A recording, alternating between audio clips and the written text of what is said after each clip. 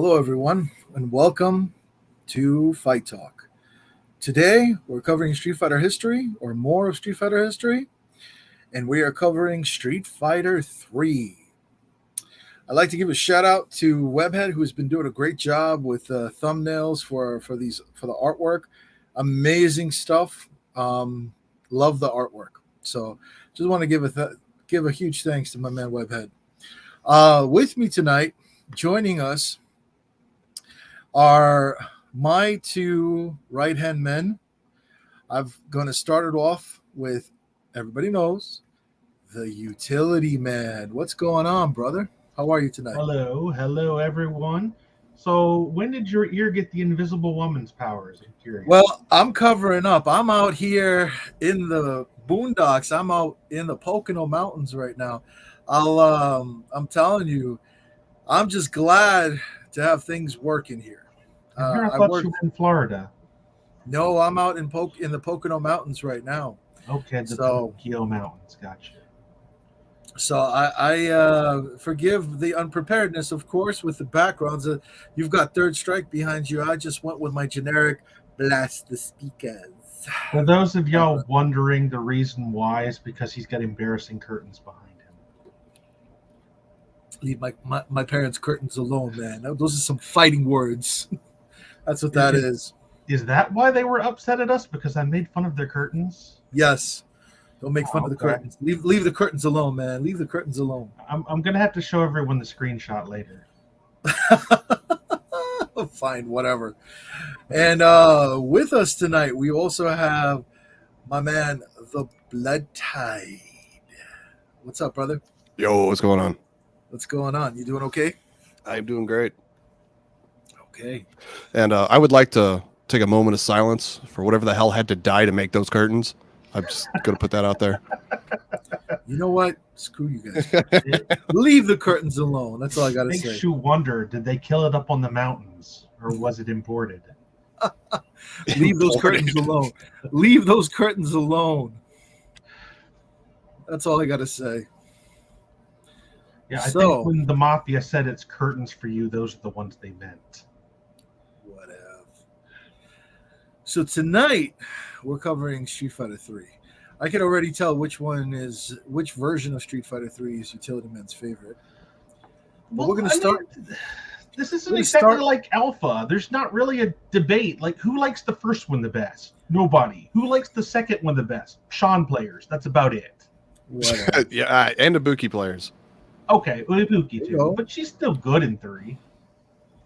Yeah, but she's not like god-ass broken tier like she was in 2. Like her and Sean were just on a league of their own. Well, we should start with New Generation. Okay. And with that, I can play the intro at any time. You know, we probably might as well play it now. Fire it up, man. Let's see it. I don't think many people even remember what it looks like. So this is the intro to New Generation. I didn't even remember what this looked like until I recorded it. Well, I remembered it because I was in the arcades. I remember playing this in Chinatown Fair, actually. And I was I'll be honest, more of a Street Fighter 2 and Alpha player. So my initial reaction to it, I was not a fan of the parrying system. When people did it to me, I was like, no, I don't like it. Even Doobie's laughing at it. Oh, I had a place that had this cab. It was like this kind of, I don't know. I was in my mid-20s, right? And it was like some like youth group thing that people can just go and hang out. It opened at a certain time, closed at a certain time. Sometimes they had little parties and like local bands and things, but it was meant to be a safe place for kids, you know what I mean? But they had like pool tables, had a bunch of arcade machines, and this was there. That's the only time I ever played this game, and I played the crap out of it. Well, one thing I loved about this game was the graphics. You know, when I first saw the Street Fighter 3 graphics, I was like very impressed with it. That much I will give it. I was like very impressed with those graphics and very impressed with what was going on.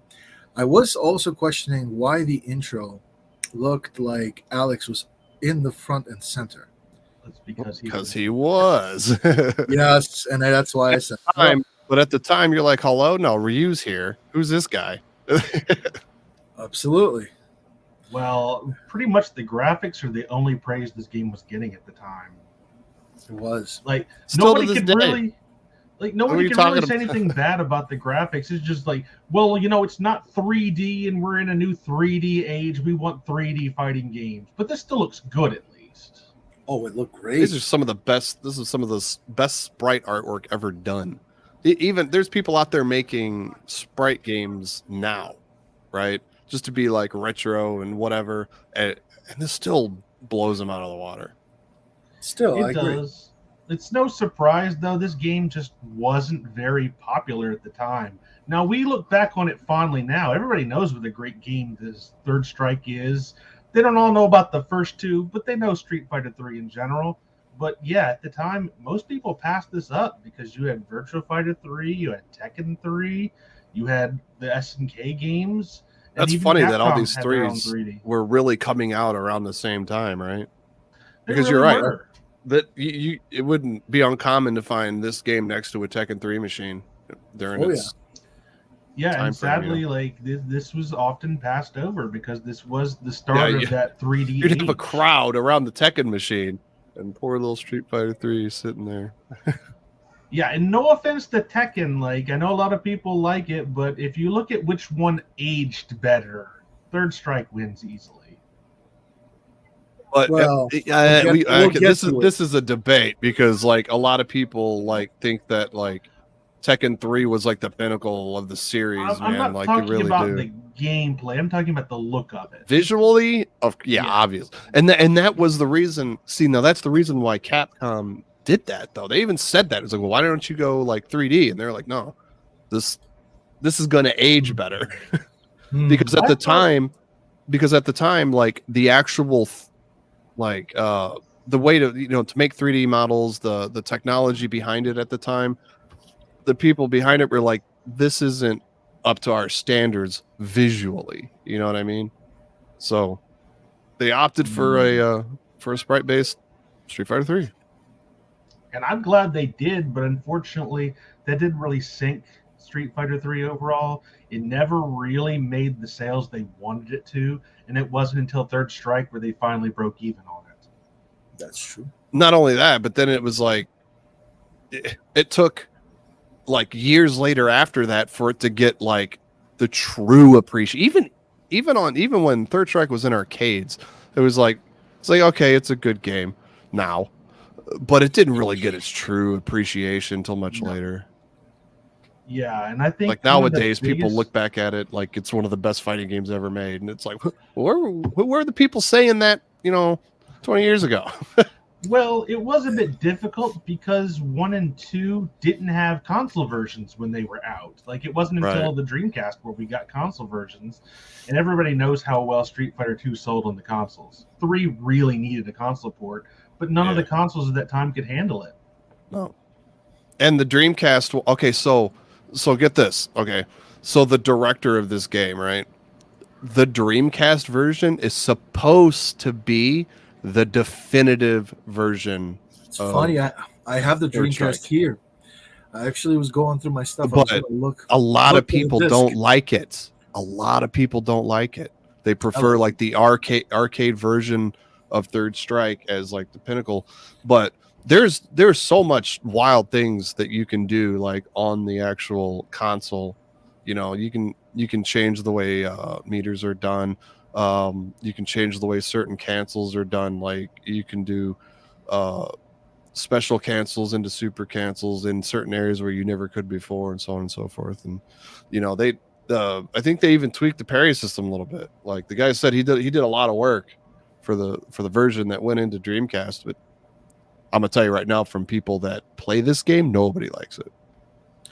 Well, are we talking about new generation? Or are we talking about Third Strike? I'm talking about Third Strike. I have Third Strike on that. Well, hold off on Third Strike, even though you jumped the gun a bit. Yeah, we want to talk about new generation because new generation is really the one that kicked it off. Okay, so new generation was pretty much a flop right off the bat. Like they weren't necessarily doing things wrong, as so much people didn't want what they were doing. Like, Well, first off, you want to get rid of all of your mainstays. That in People itself is not didn't know that at the bad, but- time. Well, I mean, Like- we knew, like, when we looked at the game and you only see Ryu and Ken and nobody else And familiar. No, Chun-Li was not until Third Strike. that's correct. Chun-Li didn't come until Third Strike. Oh, I mean, I'll tell you what. Right off the bat, I thought the graphics were great. I thought the art style was pretty amazing. But like what you said, it was only Ryu and Ken, and I was like, "Where's everybody?" Like, I'll play the intro one more time just to give Okay. it, credibility and all that. But like when you saw that intro, it was really all about Alex. They wanted to make Alex the main character. Well, I mean, they pretty much did. Like, even if They did. Fan Demand really wanted more of the originals back, they still put Alex in the limelight for these 3 games. They did, and Alex was in the limelight, but it's still kind of like when you saw the roster, you were like, "Who are these people?" You just really just Ryu and Ken.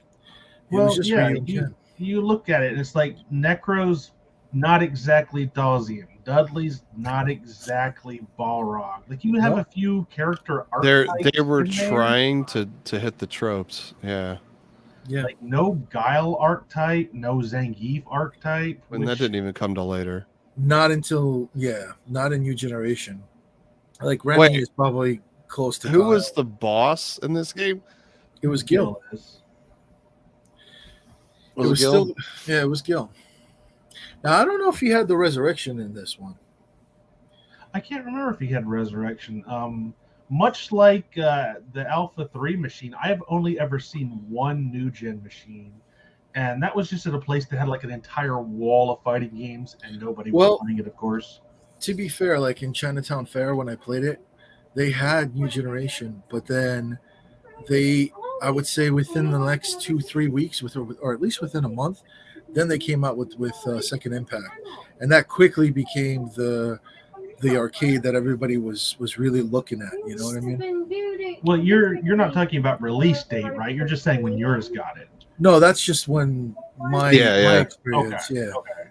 that's It was all. like, oh, I found this cab at this place, and it was like a week later, I got updated to Second Impact. Yeah. Well, Pretty Chinatown much. Fair was the only place that I found Street Fighter 3, and it was because of a friend who said to me, "Yo, bro, they got this at Chinatown Fair. Come through." You know what I mean? Like that was it. Like I lived in Queens, and this was in the city, so I would travel to the city just so I could play this. And for me and him, my friend, it was more like a Friday thing. So, and then we would get like we thought we were hot stuff, but we would get so beat up at Chinatown Fair. It was nothing funny. Well, the unfortunate thing about this game is that it's one of those games that you really have to get into to understand exactly what they were going for. Because parrying is not something you can just start up the game and do well. And the game is slower paced than what people are used to with the Alpha series. And I'll tell you right now, pairing in this game sucked. It was not good. No, Like it literally took them 3 games to perfect the concept of it, because it was really janky, and like the way the timing and everything worked for it, and the freeze frames for it, it was just bad. Oh yeah. Yeah, it's really hard to get used to a new mechanic that's a core mechanic of a fighting game. And anybody knows that for you to be on that pro level, you have to be able to parry. You cannot do it without parrying. It's too Yeah. Before we move on to Double Impact, is there anything you guys want to bring up specifically about New Generation? Yeah. Okay, so if anybody didn't know, right, what we were originally alluding to but didn't really go into depth about. Now, when this game, okay, so I only know this because of the fact that like where I lived at the time, there was an arcade there that was a Capcom testing site. Okay. Ooh. And there's certain, they had at the time they would have certain arcades that were like high volume around the country, whether it be East Coast, West Coast, and stuff that were strategically placed, and they just toss a cabinet in there, just get feedback on it.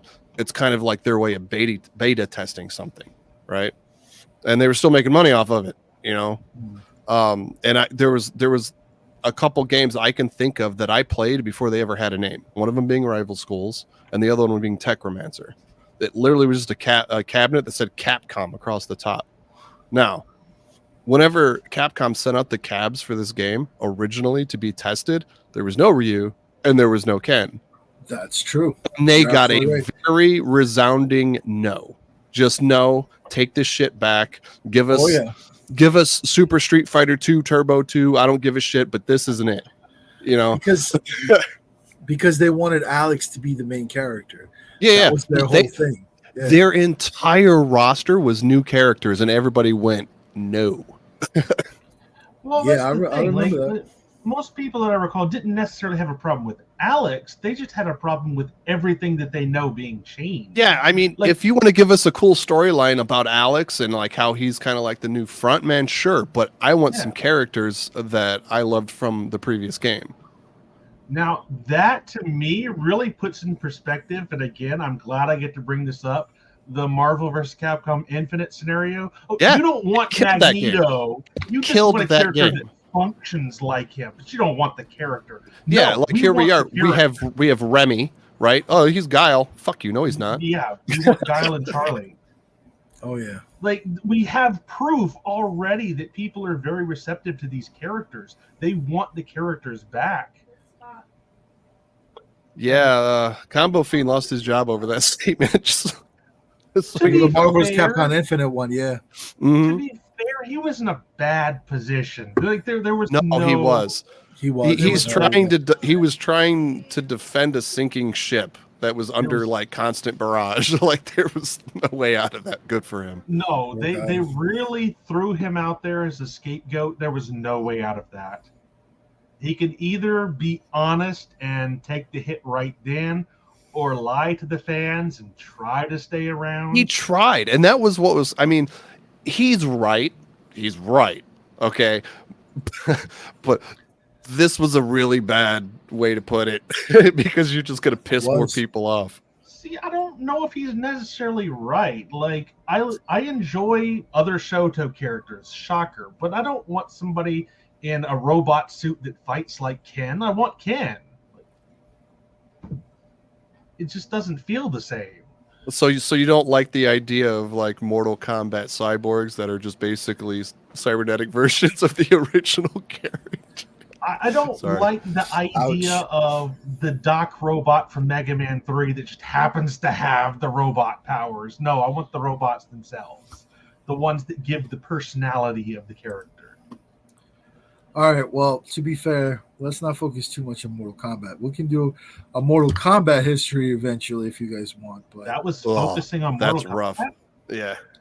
let's not do that. Let's So No, we're just talking about character tropes and I know. how companies try to swap them out and justify it when there's no justification to it because yeah, nobody people just cares like their about the characters. character.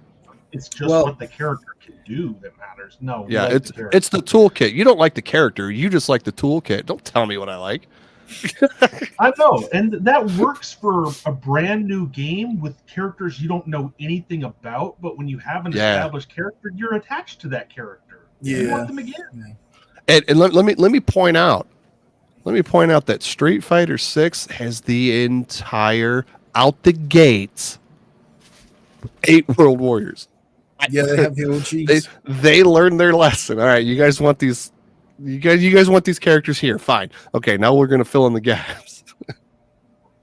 Well, that's they're doing the right thing with that, I think, personally. So They sort of So- did it in 5, only Honda was really really late to the party.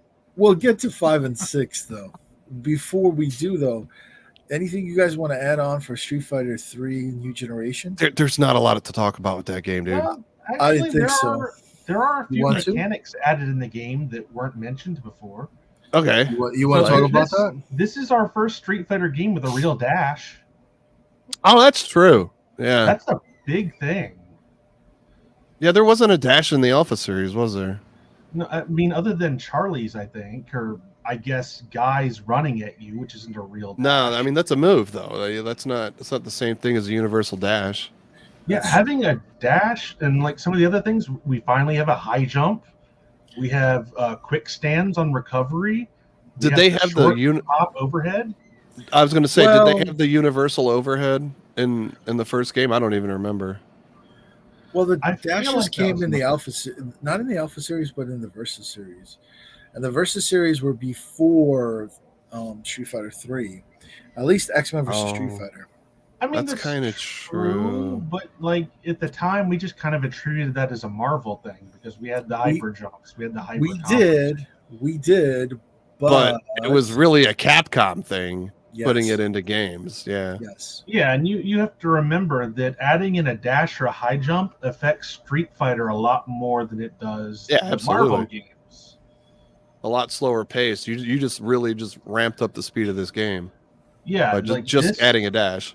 Street Fighter 3 was a very technical game. It was far different than what people were used to at the time. Like Marvel's all about big combos. This game's not that way. It's about whittling your opponent down. Yeah, to be well, okay, I can't really say that much about this one. But I know the next game they really started emphasizing a bit on combos and strings and things that went Okay. together. But And I the got first game, one more thing. Go ahead. Go ahead. What do you have for this one? One more thing that was added in this game. We have multiple super arts, yeah, that's true. just selectable right from the start. That was probably like a first period, right? That was. Everybody comes baked in, right? Or they have multiples and they're just there at the ready. It's not a strategical choice of which one you're going to pick. Yeah, Well, I'm you gonna know in point it- advance what you're facing. I'm going to play the intro one more time before we move on to the next game, so you guys could wrap it up. Oh, so you're going to play the intro to this one, and then you're going to immediately play the intro to the second one? No. We'll just dive into the second one, and while we're talking, we can decide when we're playing the second. Then I guess a good thing, at least, that I would want to leave off on is for people that weren't around at the time, and I've said this game did horribly.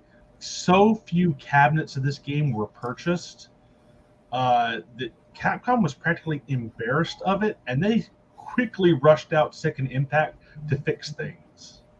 Well, again, I like the artwork and the art style to it. I thought that was very attractive, but other than that, I was not a fan of the gameplay at first.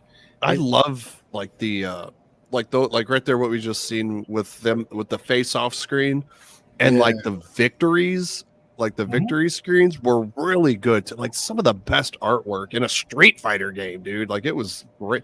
Like they did away with that moving forward. A lot of some of this stuff. You know what I mean? Like no, visually it was very satisfying. Visually, I really did dig the art, and I thought it was great.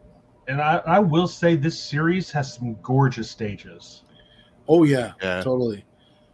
They had a hard time emulating it. That was why a lot of the emulators couldn't handle it. If you remember back in the day, in the early 2000s, when emulators became a thing. Well, again, it was CPS3, wasn't it? Yes. Yes. Yeah, that and was they the had problem. stopped it at CPS2. Yeah, Like, consoles could not handle this game. absolutely.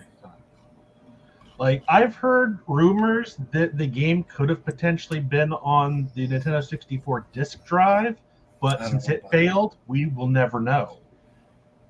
Yeah, you put a failed game on a failed product. How many we got? Like 3 people going to buy this? That would have been interesting to see, though. I'll tell you that. And you want to know how collectible that would be right now? Like, jeez. I would Would have buy been it interesting. for $1. Yeah. There you go. But There think you go. again. Or add a few thousand to that. But it'd be interesting to see, that's for sure. Yeah. All right. Anything else you guys want to add on for Street Fighter 3, the new generation? No, not really. I think we covered pretty much all the gameplay mechanics and the fact that the game just was not well received, despite the fact that it was a good game, but flawed parry system for sure. For sure. All right. Well, the next one was Second Impact. Second Impact. Which is what new generation should have been, to be honest. Not Double Impact. A lot of people think it's Double Impact, but it's not. No, it's not. Double Impact was the Dreamcast release that had the first and second game on it. Well, it was Yeah. the Van Damme movie, bro. I know it was Oh a my Van Damme movie, but like as far as like because there is something related to Third Strike Street Fighter 3 called Double Impact, and it's not a game, it's a compilation disc. Yeah, I've made that mistake myself just because that's the I version do I too, remember seeing in the because store. that and the fact that I used to love watching Double Impact, so it just kind of stuck in your head. It's like, yeah, Street Fighter Double Impact is awesome. No, wait, no. Yeah, not to mention when people say Street Fighter Second Impact, I know what they're talking about, but I never remember Giant Attack being part of that title. Well, they did it. They did it. Me either. I can tell you where I think it's from. I think the reason why they went with Giant Attack was the whole introduction of Hugo into this. It was all about the whole face-off between Alex and Hugo. And come on, it was like the whole classic Hulk Hogan with Andre the Giant. It's always Yeah. been compared. We all know that. Well, I You mean, know? I saw that intro a lot since I play Alex. But yeah. Yeah. You really think they called it bump. Giant Impact just because of that? I think Giant it was- Attack. I mean, He's a giant. He's a I wonder- giant. let me ask you something. I wonder if it's just a bad translation from something else. Could very well be. What was the Japanese translation? I wonder. Who knows? I don't know. I'm I just don't saying. know. We gotta look that They're- up. They're very well known for like just botching the crap out of titles with Japanese translations, and so They do. They do. especially this Or- time frame. Or just changing true. things because they want to. Yeah, right. That's true. That's true. They do. They definitely do. So, So- without further ado, I want to play the intro to this one. Okay. Now, We- this we is the can only talk one of the three I have never played. Okay. Well, most I've- people play Third Strike, to be fair. So, I've played this one the least, but Yeah, I I have have- played it because I I have never played it once. I thought the intro was cool. I like the whole setup that they did for the. I like how it shows Second Impact and that sign hanging off the screen or the fence. And I loved Ryush and Shoryuken Of course, you do. overall.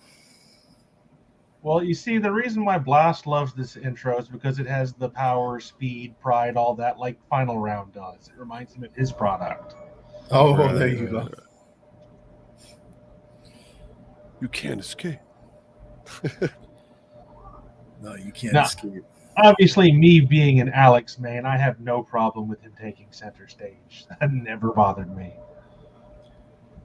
Well, again, I thought the graphics to this one was cool too.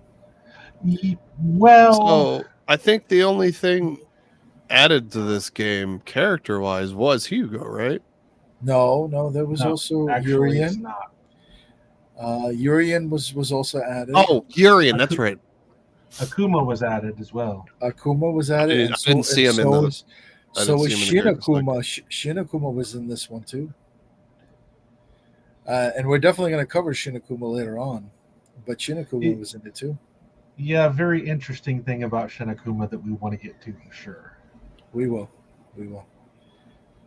So, first thing I would love to say about this game, it made one of my favorite additions, and that's EX Specials. I love this addition to the games. Well, Just that's- having- That's true. They didn't have EXs in the original. No, they No. didn't. They did welcome, not. Easy Market. Welcome. What's going on, brother? Yeah, How are I you, Easy love Market? EX Specials. Just having like a powered up version of any of your special attacks. It's basically a fourth version that costs a meter, but it often has different properties. Sometimes they'll have more hits, sometimes they'll have higher priority, faster moves. It's such a good addition. High frames. Well, again, I love the artwork to Second Impact. I'll play the intro one more time. So, I'm not too thrilled about this one, to be honest. Like, the in-game spreading still looks great. The backgrounds still look great. But the character portraits are a bit off for me in this one. I'm not too thrilled with them. I think the character portraits to the first one were probably overall the best. Yeah, they were really good. Until I mean, Third Strike it's almost a different art style, so it's hard to compare. Well, one thing that will really stand out when we go through the characters later and we get to Urian and you see his horrible portrait from this game. Oh, yeah, it was Yeah. bad. Oh, I hate it. Some of them were pretty bad, I admit. Some of them were pretty bad. What's funny is the only time I actually played this game in an arcade was at the same place I played the first one because they swapped out cabs. Well, that's the same story with me with regards to Chinatown Fair. They had Street Fighter 3 New Generation, and then they swapped it out with this one. And this one was there for a while, from what I recall. Well, again, to be fair, they should have done that because this game essentially was just an upgrade to the previous game. Right, yeah. Oh, of course. This is where the series should have started because they didn't add a lot character-wise. They retconned some of the lore in New Generation. This is really that's true. They really did. They retconned a lot of lore. And then it's just a much cleaner game, right? Than really. Like even all the systems that were in the first one that they were trying to start up didn't really flesh out and kinda until this game. Yeah, and they improved the parry system in this one.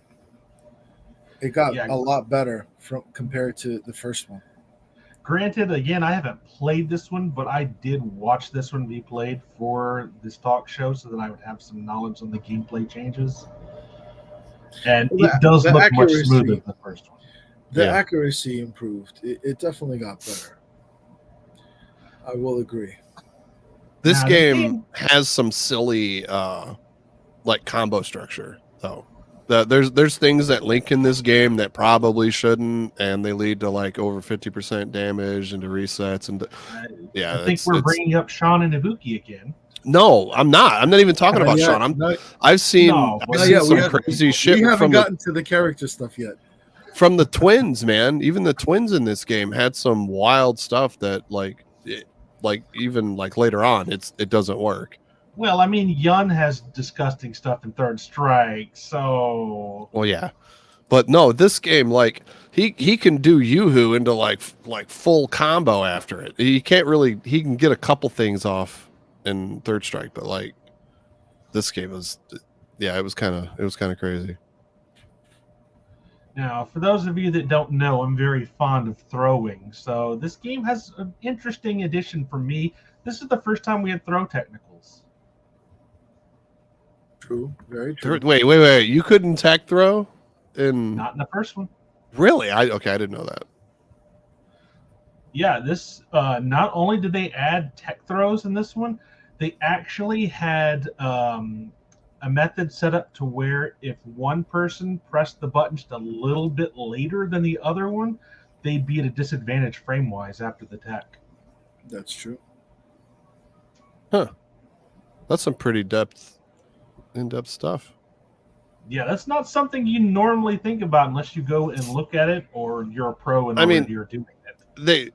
They kind of do that stuff now, but because if you look at like in the later ones, if you look at whenever a throw break happens and they separate, one person kind of veers more than the other does, right? Yeah, that's due to one person trying to throw later than the other. Yeah, exactly. Well, usually the person that rears back is the one that actually initially was doing the throw. So it says that the person that he was trying to throw broke the throw and knocked them back. Yeah. Yeah. Now, of course, today we're very used to throw techs. So that sounds like it was a little backwards. So I feel like I would be remiss if I also didn't mention this was the first game I can think of where taunts actually mattered. Like you get little stat boosts for taunting. Some characters get stronger attack-wise, some defense-wise. Yeah. And I'd never heard of that kind of thing before. Or they were an attack themselves.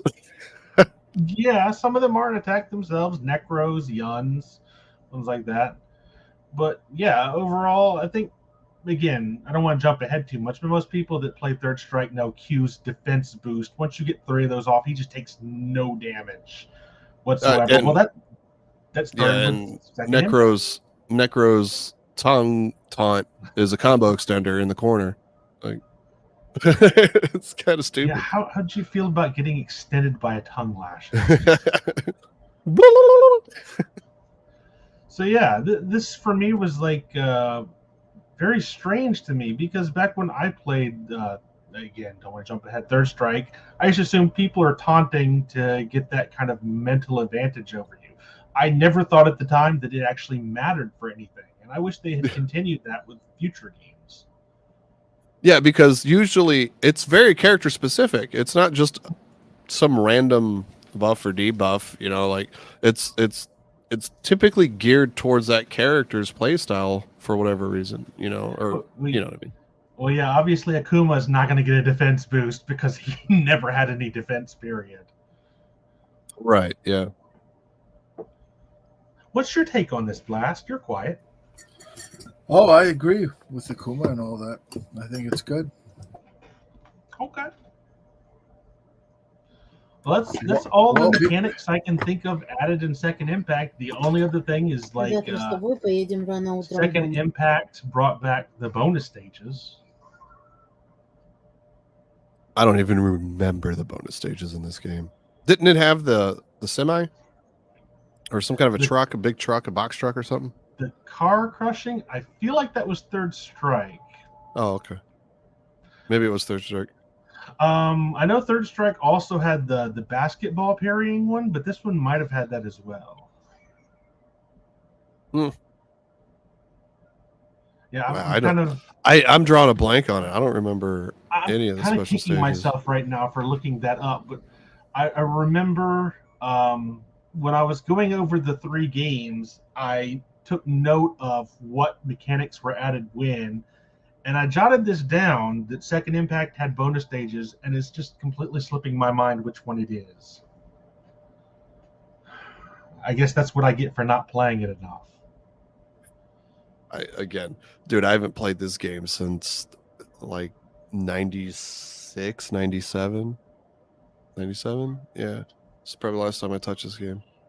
Yeah, the only reason I even played the first one is because in the community, I think it was Mike of All Trades had the first game on his wheel at one point, and I practiced the first game just in case it came up, and I didn't ever actually get to play it with anyone. How did it feel? Like you're familiar enough with Third Strike, like as far as like buttons, the execution of moves, how did it feel? Did it feel muddy? It felt like a game that kind of deserved to fail. I feel bad for saying that. There was reasoning behind it. Hundreds of thousands of people, maybe possibly millions, because of the popularity of Street Fighter 2. Yeah, and I mean, it wasn't just the popularity of Street Fighter 2. It wasn't just the lack of console versions. It wasn't the outbreak of 3D fighters. All that added to it. This new generation just has something that doesn't feel right about it. Yeah, everything's a little off, right? So they tweaked that and they fixed it a bit in Second Impact, where Second Impact still felt like a fleshed out game with maybe some wonky mechanics. Yeah, so I wish I had gotten a chance to play Second Impact more than none at all. Okay. Well, with that, Third Strike was the definitive one. So why don't we move forward with Third Strike? That was an overall favorite. Why don't I play the intro to that? What is your opinion on this one, guys? So I want to mention the best games ever made. I want to mention something during the intro here. So during the intro, they show you the character rankings. Like they'll play the intro, they'll have a computer match, and then they'll show you the character rankings. If you look at the intro for this one, the 2 character rankings they show, the top names are Dine and Ditch. What? I don't know if that was intentional or not, but you'll see it when it comes up. Yeah, subliminal messages coming out of a Street Fighter game. Look out. I would love to know if that was intentional or just something that happened to happen. That's funny. We'll see, I guess, in that case. Like this is one of those games, like the music is just ingrained into my mind, so I can hear it even though it's not playing. Right. No, that was the first thing I was going to say about this game. The soundtrack was on another level. Oh yeah, the music, the audio, this one just came together perfectly. Yeah, Sean and Oro stage, Alex and Ken stage, Elena stage. So many great songs from this. Yeah, and what was funny is that at the time, people hated it. I know. Nobody liked the music in this game. Nobody liked the music in this game. There's Ditch. Because of the jazzy feel to it. It was the same thing with like Marvel too. There's a D, an itch. Yeah, that's Ditch. The next one will be done. Wow. Okay. That's pretty funny. But like it's funny. So like I watched this video. It's actually a Max video not that long ago, and they were going over the newer Street Fighter game music, right? Because a lot of people have been bitching about that as well. Like, this isn't very good. It's new. It's all new. There's nothing in it that's like reminiscent of There's time. of original character themes, right? And his throwback to that was he literally all he did was put on a track from Third Strike. It was like everybody knows what this is. Everybody. At the time, nobody liked it. In time, this stuff becomes iconic. It's not going to be iconic out the gate. Right. You know? Like you look at you're going from like Street Fighter 2 to Street Fighter 3, and it's like there's new tech involved in creating music and everything else, and they're playing with it and they're learning, you know. And they made decent music for the first two games, but man, this game they went all in. There was a time where Guile's theme was not everywhere. Hard as that is to believe. Right, yeah. Oh, that's true. Very true. And since Blast mentioned Marvel 2, yeah, they both had a jazzy feel, but the problem with Marvel 2 is it was taking a soundtrack everyone loved and taking everyone's character-specific themes away. They didn't exactly do that with Street Fighter 3, but they had new soundtracks. And as much as I'm okay with Ryu's theme, it just doesn't feel as good as his Street Fighter 2 theme. Well, that's just an OG, that's why. It doesn't feel as good as his Alpha theme either. And even like when you go up into like Street Fighter 5, like all their music themes for character specific themes in that game are based off of OG themes. Yeah. You know, they're just new renditions with not really actual instruments, but it sounds like actual instruments just because of the modern tech to create music. And it's all based off the old stuff. That's why in 6 they're like, this ain't the music I know. Well, it's new music. Just like Third Strike, it was all new music, and people learned to love it. Yeah, they did learn to love it, but at the same time, like, you want to keep some of the old while adding new. Don't completely ditch everything. Familiarity is a big thing with fans. Well, I think it was... Keep in mind, it's a whole different game, so the whole changing things up kind of made sense.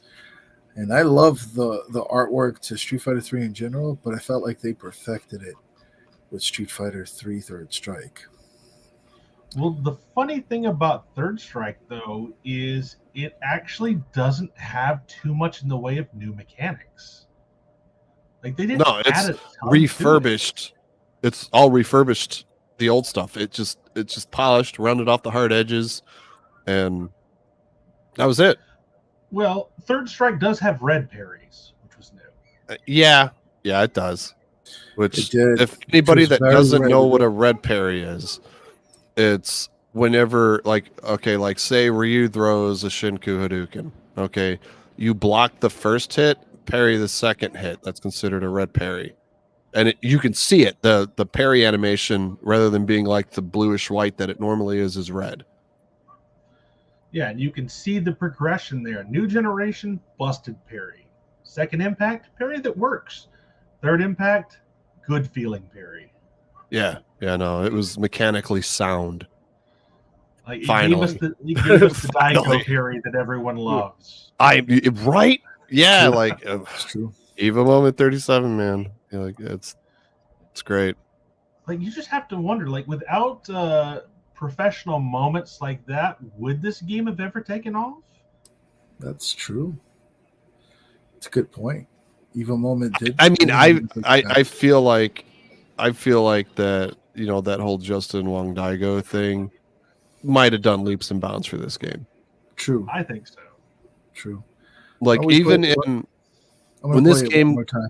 when this game came out as like a later release on PS3 with rollback netcode and everything, if you ever it had a full a full system to go in and do training modes. There was combo trials and things like that. And if you were to go into Ken's and do Ken's, his very last one was Evo Moment 37. It was even called that. I'll be honest, I did not know they included that into the game. That's Yep. the online edition, right? Yes, yeah, it was the Third Strike Online on PS3. Yeah, this just So everybody got to like it. It literally just fired up. Chun stood there, did a little back motion, fired up her super. Better be good. You better catch that. Now the question is, do you have to air parry the last hit? Yes, you have to do it exactly as Daigo that's did it. Amazing. I love that. Like, obviously you missed last week, but I had showed that there was a version of Alpha 3 that had parries. You could do some crazy stuff in it too. Really? Oh, What was that on? He had PlayStation 2 is the Street Fighter Alpha Anthology. You can unlock a version of Alpha called Hyper Alpha, and it adds a few new grooves to the game, one of which has parrying. What? Bro, that sounds sick. I kind of want to play that. It is, yeah. I was talking with Blast last week. We have to find our way to play that because I saw a video that we played where somebody parries the M-Bison Psycho Crusher super. Like the big one? The big one. The big old fat one? Yeah. That's sick. He parried the entire thing. We actually, I think, streamed some of that, if I remember correctly. We showed some of that footage. Yeah, Desk had actually put some things together for it, from what I recall. It was a definitely interesting thing to see. Yeah, we also had some images up of the new isms that they had. Like they had a championship edition ism. They have a Marvel ism, essentially. Very cool stuff. Very. But I think we all agree that Street Fighter 3 Third Strike was the definitive version for Street Fighter 3. Yeah, that's not really the same. Like with Street Fighter 2, you could make the argument for a couple different versions. With Alpha, you have Alpha 2 versus Alpha 3. I never hear anyone argue for New Gen or Second Impact. Ever. Yeah, you're not. True. There's people that like to play Second Impact just for fun, and they'll screw around with it. Like you'll see Justin Long go jump on Second Impact to make a video of him fighting some people on Second Impact. It's just for fun. It's like, hey, check out this old game that's not Third Strike. You know what I mean? Pretty much. And that's exactly all that is. Hey, this isn't Third Strike, but you could do some wild crap in here. Check this out. You know, but there's no, like, if you were to hold a poll, like it would be 95% Third Strike. You know what I mean? Yes, there's really no debate that if you love Street Fighter 3, this is probably your favorite one. Well, and if it's not, I'm sorry, you got nobody to play against except the computer. well, obviously nobody's going to pick New Gen. I don't even think the computer will. Well, no, but even still, like Second Impact, like, you know what? Just for gets and shiggles, I got FightCade open. I'm going to go take a peek at New Gen, or not New Gen, Second Impact. Second Impact.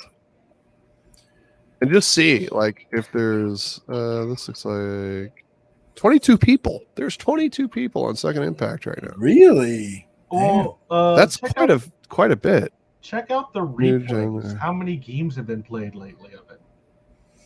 New Generation has 7 people. Some people like, still are they listening to this and just trying to prove us wrong? I mean, they could be. They could just be diving in there. Well, I'd be curious though. Like, how many replays are there of recent games? Because people might just be in there but never play. Let me see. I'm gonna hop in. Actually, I got to download the ROM. That's okay. I had to as well for the intros. Let's see. Looking to play, not available. No current games being played. Now, if I look at replays, that opens another window. Today's the 13th. The whole first page is from today. Oh, Wow. okay. So yeah, I guess people want to go back and experience what these older games are like. Oh, it That's a probably good thing. goes much further, actually. 13th. Okay, It goes almost through the entire second page. There's only three matches on the second page that were from the 12th. So it was almost two full pages. I guess let me change what I was saying. Maybe there are people that like New Generation and Second Impact, but I assume most people's favorite is Third Strike easily. Oh yeah. Yeah, but all these people, you'll probably find them in both lobbies, right? Probably. And because it doesn't matter where you're sitting at in Fightcade, you can catch a challenge from anywhere, whatever room you're in, and if you pay X amount to Fightcade monthly for their subscription, you can have 50 rooms over there. See, I can't even imagine what that's like to maintain. 3 is enough for me. Anything else you guys want to add on for Third Strike? The only other thing I can think of that might be worth a slight mention is the fact that Third Strike added the grading system at the end of the match. It did. Yeah, it sure did. Why don't I play the intro one more time? Oh, so we can see the ditch, the D+ with the ditch and the dines. You could see that. I really need to go look this up afterwards. Was this intentional? Because they didn't do that with the other 2 games that I noticed. But yeah, for anyone that's new to Third Strike, you probably will never get above a C rank until you actually learn the game really well. The ranking in this game seems to be pretty stingy. It is very stingy until you land like a combo into a super, into like a follow-up after that super, and it kills. Hey, look at you got an A+. Yeah, pretty much. Like but if you dropped any of that, you're a D-.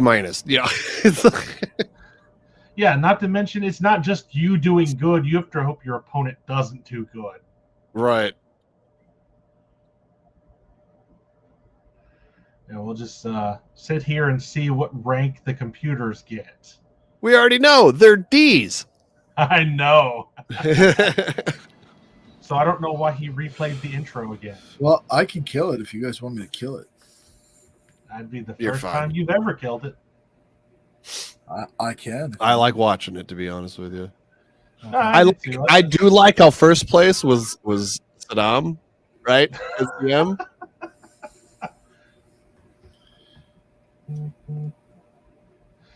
Yeah, I just thought this might add some charm. And like as I mentioned, if you know this game really well, it's hard not to have the music instantly come to your mind when you're watching. Dude, I love it. Like even the sound effects in my mind they're playing. Well, that's the thing. Like I was saying, like I just heard that throw that from Remy. I didn't like the music at first, but it grew on me. See, I like the music right out everybody. Yeah. Well, okay, so they went straight into like, this is Street Fighter, and this came out during the time that the concept of street was hip hop, right? Oh, yeah. So they went all in with that. Oh yeah. You got Sean throwing basketballs to a sick beat, It's true. I know. do love that taunt. It's I do true. love that taunt. Well, that's all I had to say about it. Why don't we start with the new characters? This game probably got me into like wanting to play other people in fighting games like consistently. I see that. Well, see, by the time I'm not nearly as good as I used to be, but man, by the time I got to play this, like I was already on Chimera playing 4-player Marvel, so I was already used to it. But I did really enjoy Third Strike. And I'll tell you what, though, in those early days that we were all playing Marvel, I remember when MVC first showed up on Chimera, and it was an explosion, right? That's kind of what spawned us even meeting. Third Strike was nowhere to be seen. It was nowhere to be seen. It didn't come till a few years down the line. It came later on, to be fair. So because the CPS3 emulation was just a head scratch at that point. Yeah, people were waiting for Third Strike, and they were waiting for KOF 2K3, and only one of those really got played a lot, and it wasn't 2K3. Yeah, well, that's dude, I really liked 2K3 though, because that was the one that was like the legitimate tag.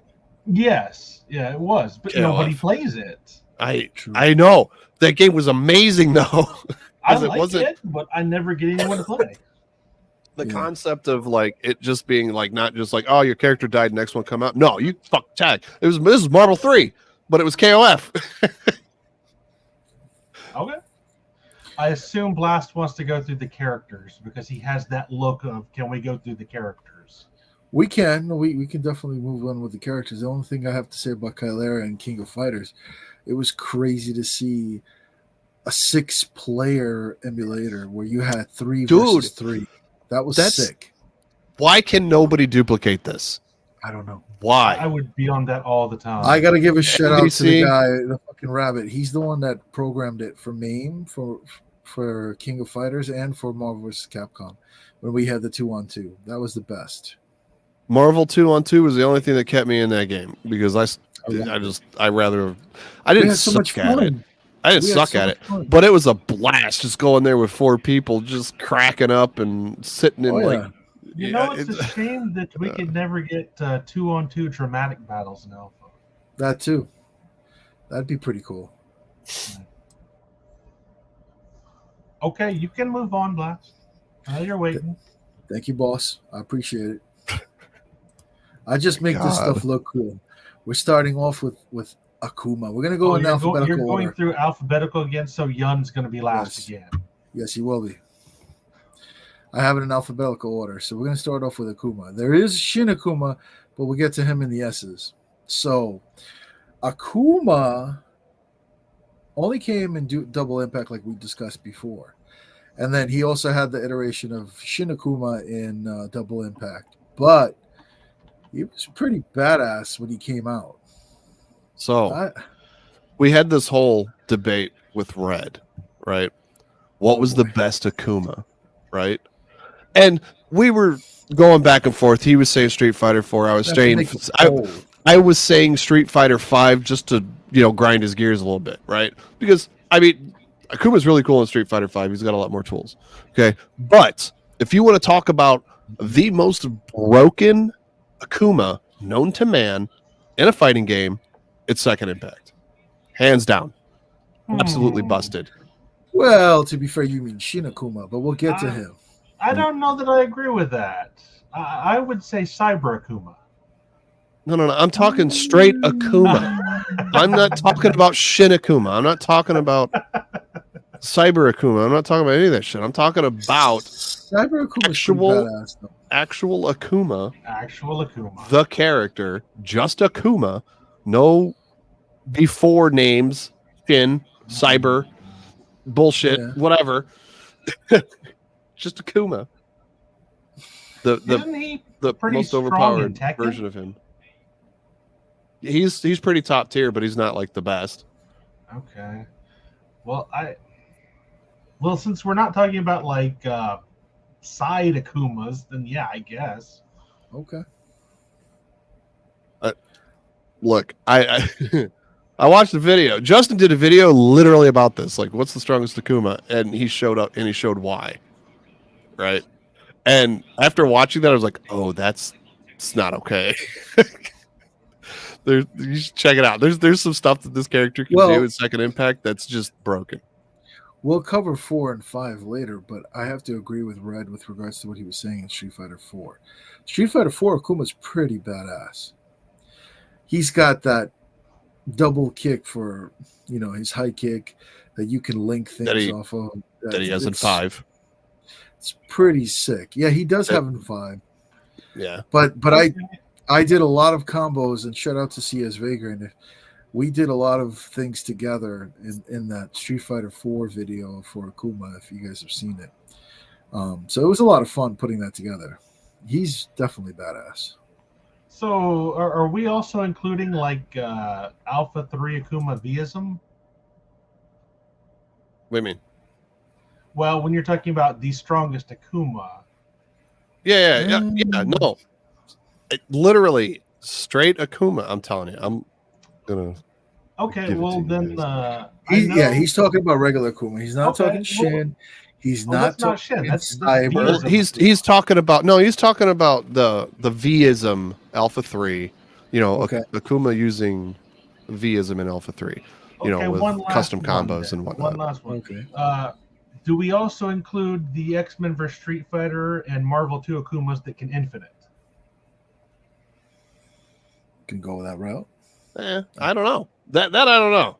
That's. But even then, maybe that's a different franchise, right? I guess right. That's my point of view too. Yeah. Okay. Well, just Street Fighter Akuma, then yeah, probably Second Impact. Okay.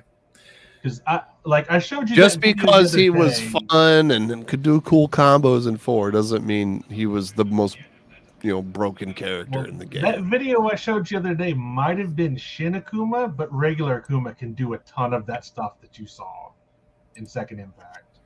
Shout out to Tonka. He says X-Men Street Fighter Akuma level 1 Raging Demon. It's true. This is true. Yeah. You only need a level 1 for it. That is true. That is very true. He's right about that. So as far as Akuma goes in the Street Fighter 3 series, again, I want to mention I love the fact that his taunt increases his damage, like further making him more of a glass cannon. Like he was meant to be. Like this is not a character that you should ever be defending with. You should be all offense the whole time with this character. I could see that. Well, anything you guys want to add on for Street Fighter 3 Akuma? I assume you'd want to talk about him since you play him. Well, does he? No, he plays Ryu. He plays all the Ryu. Right. This isn't evil Ryu. This is just dark Ryu. The air fireball is definitely useful. I'll give it that. Or Daddy Ryu. We call him Daddy Ryu. But he has a lot of. Take that air fireball and throw him into King of Fighters, and now he's really a problem. He has a lot of combo potential. Or Tekken. He could do a lot of things. He's got a lot of combo potential in this game. Like you could do obviously you could do the Tatsu into the SRK. You could do all kinds of cool things like that with him. No, but you can also do a light Tatsu into a medium or heavy as well, which is also pretty cool. There's a lot of nifty stuff you could do with Akuma that a lot of people I don't think know about. Now, was it Second Impact or Third Strike where he got the super where he hits the ground and the electricity? That was Third Strike. That was Third Strike. And that was supposedly his most strongest move. Yeah, that was like they were pushing the for island. that. Yeah. That's why I'm really interested to see what they do with Akuma like in 6 whenever he finally comes out. Because at the end of 3, this is still to this day the end of the timeline, and he learns this move that he literally destroyed a mountain with. Right? Well, to be fair, he did the same thing in Alpha, if you recall the story where he kind of destroys the island the same way, but they I feel like they elaborated on that in 3. Welcome, Steps. Welcome.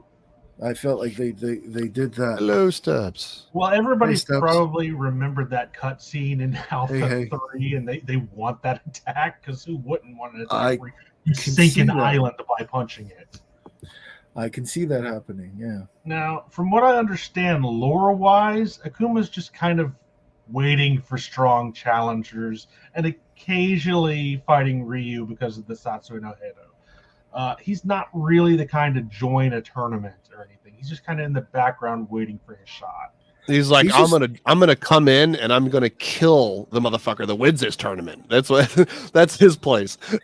He's looking for the strongest fighter available so he could take him out. That's all it is. No, he doesn't want to go through the ranks. He just wants to take the head cheese. That's it.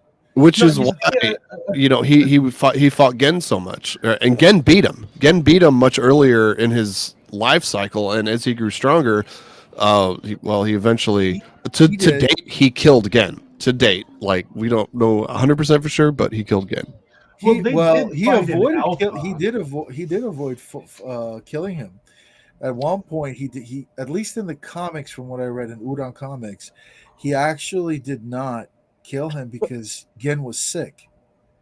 In Yeah, I don't know 5, if you know. okay, in 5 story mode, he like in Akuma story mode in 5, he basically just murders Gen.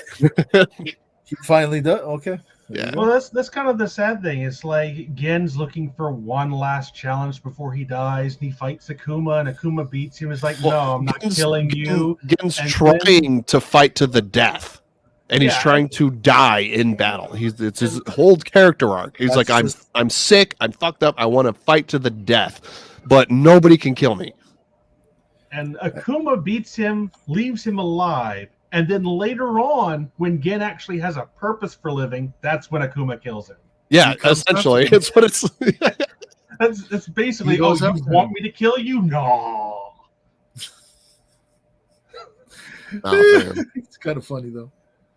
So, from what Akuma's I a troll. understand, So Akuma's a troll, basically. Got it. basically, Akuma is like Eddie Good. He doesn't sign up for the tournament. He just comes in at the last second and says, "I'm in the finals." You're just right? you're Well, telling me that's a good Akuma analogy. is Mr. Well. But Really, Mr. because that's what he is. Like, has- Eddie has has shown up gotten for so many more beaten. tournaments. He's like, I'm in the finals, right? Yeah, even though you didn't sign up, you're in the finals already. That's Akuma. He pretty much is. Why did Yeah. you get? Wait, Steph's asking why she didn't get a spoilers warning. Listen, these games are like over 20 years old. If you need a spoiler warning, I'm sorry. It's kind of funny. Spoilers, No. Akuma is sometimes the final boss. But Mr. I know. has met his match on many of those occasions where he would say he'd want to fight somebody, and then he's actually beaten. He's gotten beaten and stuff. It's pretty funny. I know, but actually. I couldn't help but draw the comparison there because it's very much Akuma-like. I'm just going It to come in is. at the 11th hour. Oh, it definitely is. Not having done I- anything, and I'm all of a sudden the final boss. yeah.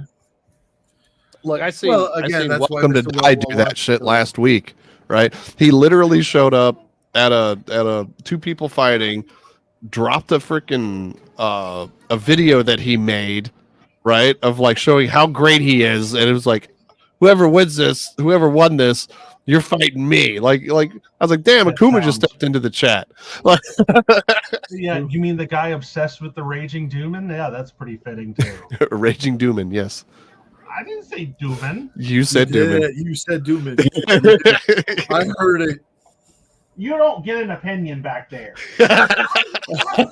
You're not on the stream.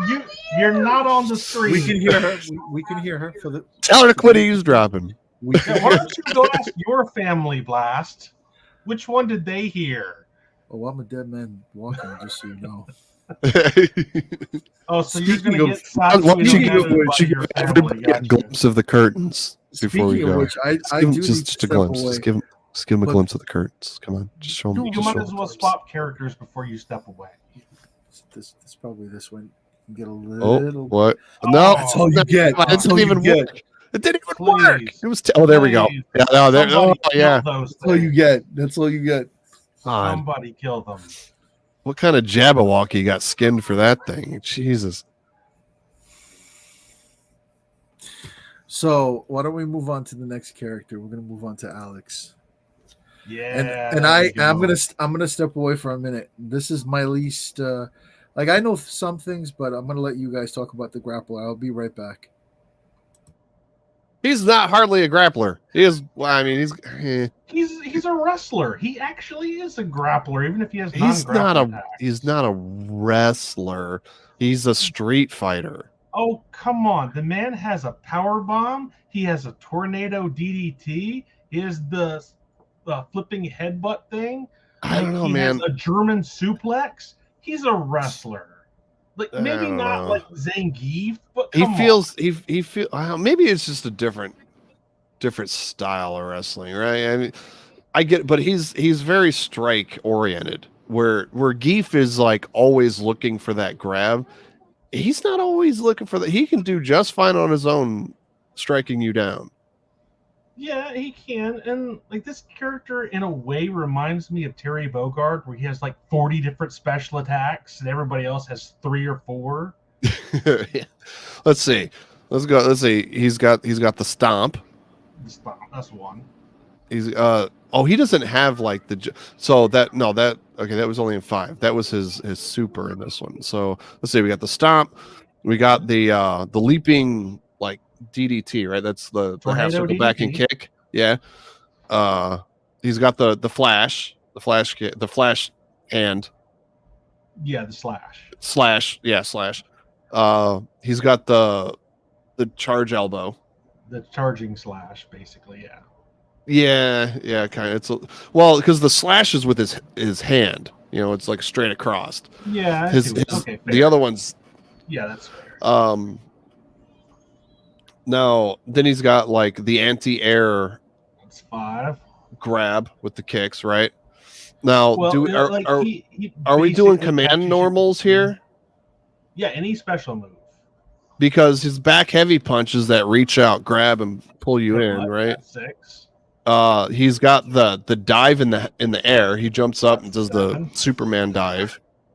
Man, I think, did we cover him? Is that it?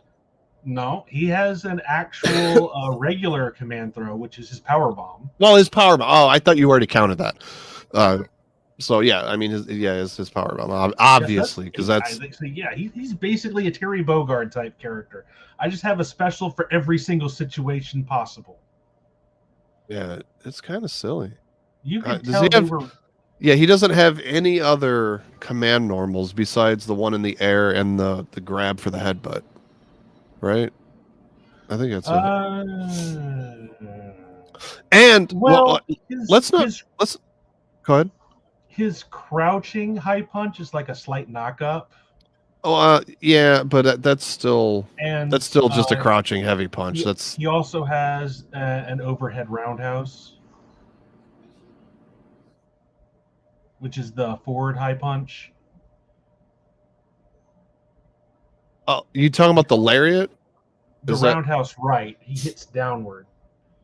Oh, okay. I'm used to him going up with it, like kind of like up and across this way.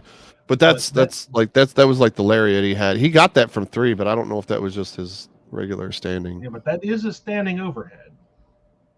Yeah, okay. So that is kind of a command normal. They were really main character syndroming this character. Like, they gave him everything, and despite that, he's not top tier. No, he's not. He's a pretty balanced character.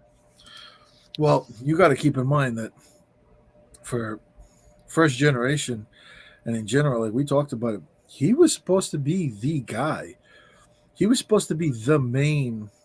Yeah, and that's what we were talking about. He's got ridiculous amounts of tools. We went through and counted like all his moves, and we landed on like 9. It's okay. Can you all tell Blast had to step away? He's clearly missed the last 5. Well, no, it's fine, but that's not even including his 3 supers, right? Like, I know that makes sense. I know, and you think with a character with this many options, how can he be a fair and balanced character? But from what I recall, he's never near the bottom. He's never near the top. He's just a fair character.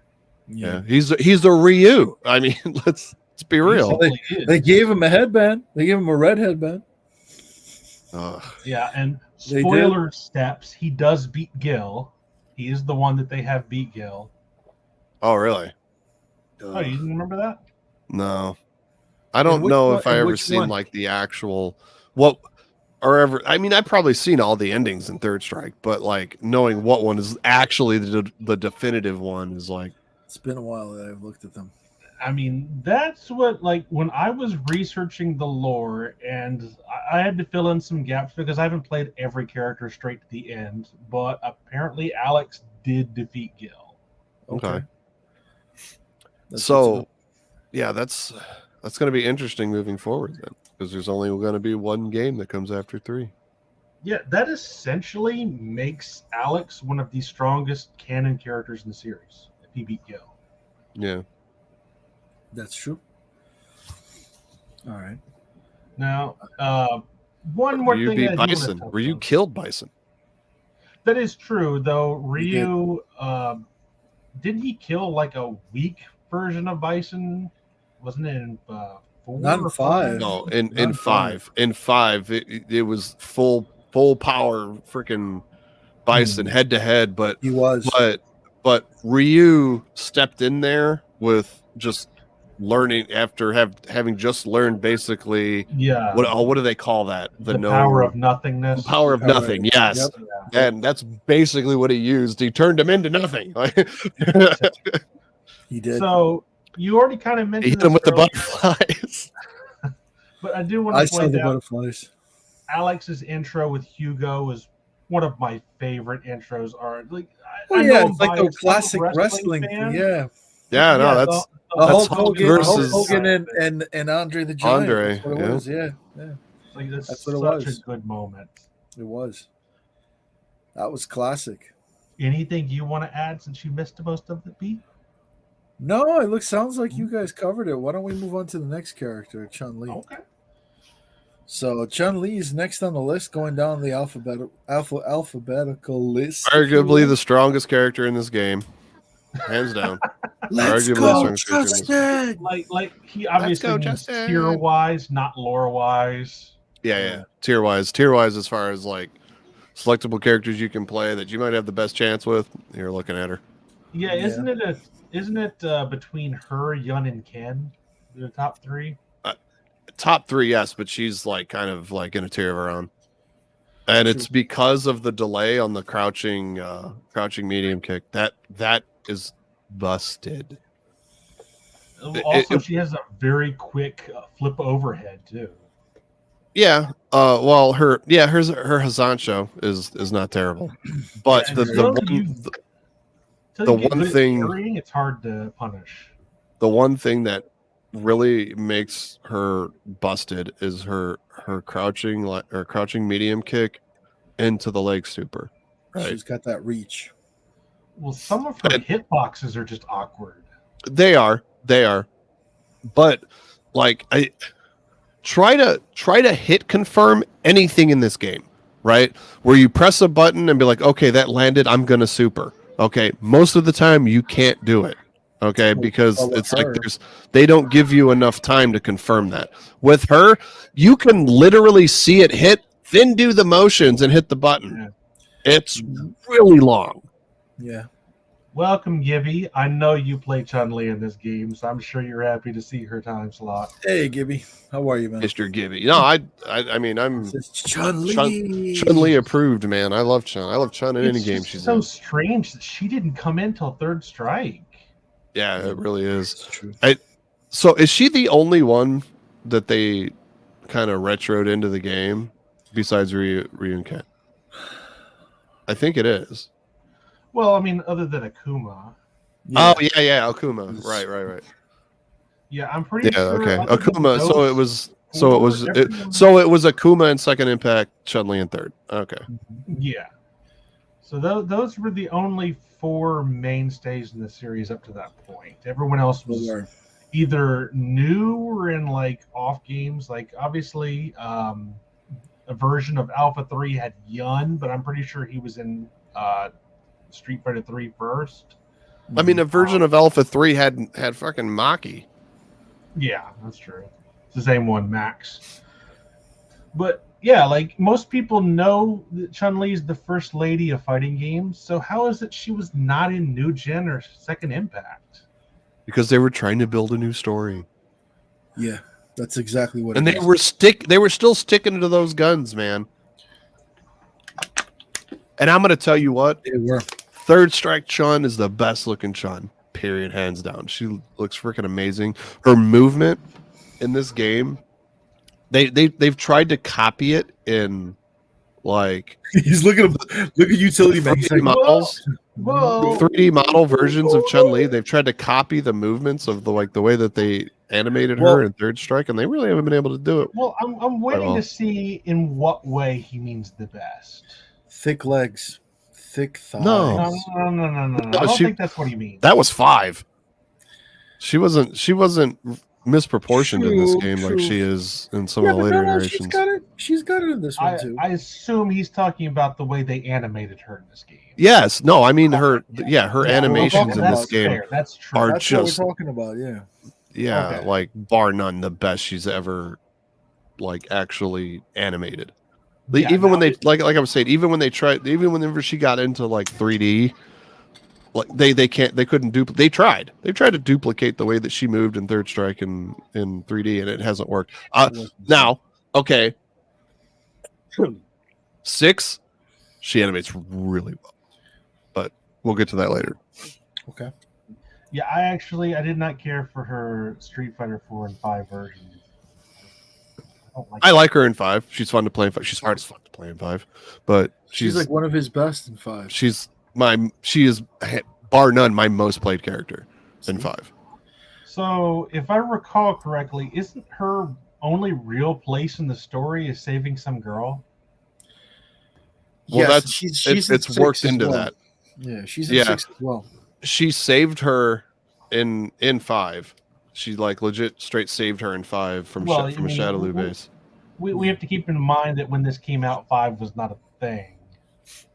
Right, but there was she did have the girl here in this game, right? She did. Yeah. So they kind of retconned where she got the kid from in 5, It right? continued. Yeah. Now in 6, Li Fang is a full-fledged character, not a playable character, but she is a teenager that is her student that you get to see and give it time. She is a fully fledged out character. She looked like she had movesets and stuff that like in the cutscenes, she very well could be being worked on as a character down the line. That kind of gives me Rock Howard vibes, because you saw him in a lot of Terry's win poses and stuff where he was praising Rock, and then he became his own character later, and I kind of wanted that for her. It's very much going that way. Where do you think Ed came from? Yeah, that's true. Ed did come from that. It could very well happen. He was that street kid that Balrog ended up raising. Which is still weird to me. Isn't it though? he does not seem like the fatherly type. he literally just wants to fight and nothing else. He used his fight money though to raise a kid. That's right. He used his fight money to raise the kid. So the thing with Chun in this game, like, yeah, we kind of addressed how broken they made her in this game, and I'm kind of glad they didn't go back to that later games, because she is just frustrating to fight. Even if you know what's coming, she's still frustrating to fight. Up to this point, a lot of games, she had a history of being really high tier in. And it was after this game, she kind of started dipping off a tier list. Was she that high on the tier list in Alpha? Because I don't remember that. Alpha 2, yes. Alpha 3, not so much. Okay. Yeah, I know she has that unblockable overhead in Street Fighter 2. So anyway, yeah. And there's versions of her in Street Fighter 2, depending on which game you're looking at. I think it's Hyper Fighting. She's like a monster. Yeah, so Street Fighter 3, I definitely agree being her best animated version. Probably not my favorite version of Chun-Li. That goes to Alpha, because I love the outfit. Yep, you've made that clear on the previous stream. Well, I mean, that's kind of strange, I know, because... Have you seen, like, her new, like, actual costume in, like, 6? With the white top? It's just, yeah, I was going to say it's a nice top, but she's a nice top. No, it's like, yeah, she's got like that Chinese sensei thing going on, right? She replaced the spike bands like with kind of knobby ones that are just like ornamental of that, like of her past and stuff. It's really cool. I think they did that with a lot of the characters in 6. We'll definitely be covering 6. Yeah. And I'm looking forward to that with you, BloodTide. And I'm hoping Utility Men will join us for that too, even though he's not. I can try. I'm obviously not the most up to date on. We might get Red in on that. It'd be cool. That'd be cool. Well, we also talked about Balrog. So this game does have a boxer, and that's the next one on the list. We have Dudley. Oh, what do you guys think about trash. Gutta trash. No, he would throw the rose, as he said. He is probably this character. Really? I thought he was the most unique. You were a original fan. Characters from this game. Well, I think. Again, go ahead. Dudley was like one of the great things I thought that came out of this game. He's a really cool character. I know I had a similar problem when I said I didn't care for Rose, and I know she's a fan favorite. I don't care for Dudley. Like, I don't dislike him, but I don't know. Like, the fact that he's basically in the game because Gil swiped his car, that's great. Like, I will give that. Like, there's no real reason for him to be in this other than just I want my car back. I'll give him that, but I just don't care for the way he fights. He's got that John Wick thing going on. I was just gonna say that. I'm sorry, I took the words out of your mouth. Then my apologies. I mean, maybe in part it's because I'm a Balrog player and I don't like the fact that he's so different from Balrog. It just doesn't feel right to me. Okay, well. Not to mention, a boxer with a jumping uppercut, they're not supposed to leave the ground. He has a Shoryuken. Yeah, that's so weird. Why took the words right out of my mouth, too. I understand an uppercut, but he shouldn't be leaping 10 feet into the air when he does it. I'm going to work on a Shoryuken video. How many people do that move? I've been saying, and then at the same time, it should be a tribute to the site. There's so much that's more unknown. I remember playing random fighting games on Super Nintendo. Yeah, that just always had a Ryu character, and there were a ton of them. Some of them were some of them could be really cool. Some of them were just garbage. Yeah. Well, when I first saw Dudley, I'll be honest, like the initial reaction is, what is the connection to Balrog? You know, that was the first thought, but there is none. Yeah, not a single one in this one. No, Balrog is looking to get paid. Dudley already has money. You got a Vegas boxer versus the he's classy, dignified gentleman. He's a gentleman boxer that supposedly fights honorably, whereas Balrog is a cheat and a thug. And yeah, I mean, didn't Balrog initially like some of his story was him getting kicked out of the actual boxing rings for cheating? You know. Yes. Guess he bit an ear. No, I think he was loading his gloves. I think he was loading his gloves. Actually, is what the I think you're right. Yeah, the lore. I think you're right. That is what it was. Yeah. So what? Other than the card thing, was there another reason for him being in these games? Because I honestly can't remember one. Dude, I don't think he has any interaction with anybody that is not just a generic interaction. Yeah. I don't even know if he knows anybody in the game. Yeah, that is really weird given how popular the character is. That could be the case, though. We don't know. So the real question is, what was he doing in 4 where there was no Gil? Well, I mean, if you want to put it that way, what's T-Hawk doing in 4? I mean, what's T-Hawk doing in Alpha? What's T-Hawk doing in 5? What's T-Hawk doing? We will get to that. We will get to that on the next stream when we cover 4. Someone looked menacingly at my village. I've joined the tournament. Hey, the chief has to come out and save the village. You know? That's what it is. So yeah. Speaking of village, how about the village girl Elena, who's next on the list? You know, healing. She's definitely. All I got to do is say healing, and look, and then Tom starts having cold sweats. I hate healing. I hate the healing move. I can't stand that move. Not to Oh, mention man. she's like Chun-Li, where she's got weird hitboxes constantly. Like everything, you don't know. Is that going to hit high? Is that going to hit low? I don't know. Well, I'm she's pretty got the sure whole she's got capoeira like thing 4 going on. overheads too. Yeah, she does.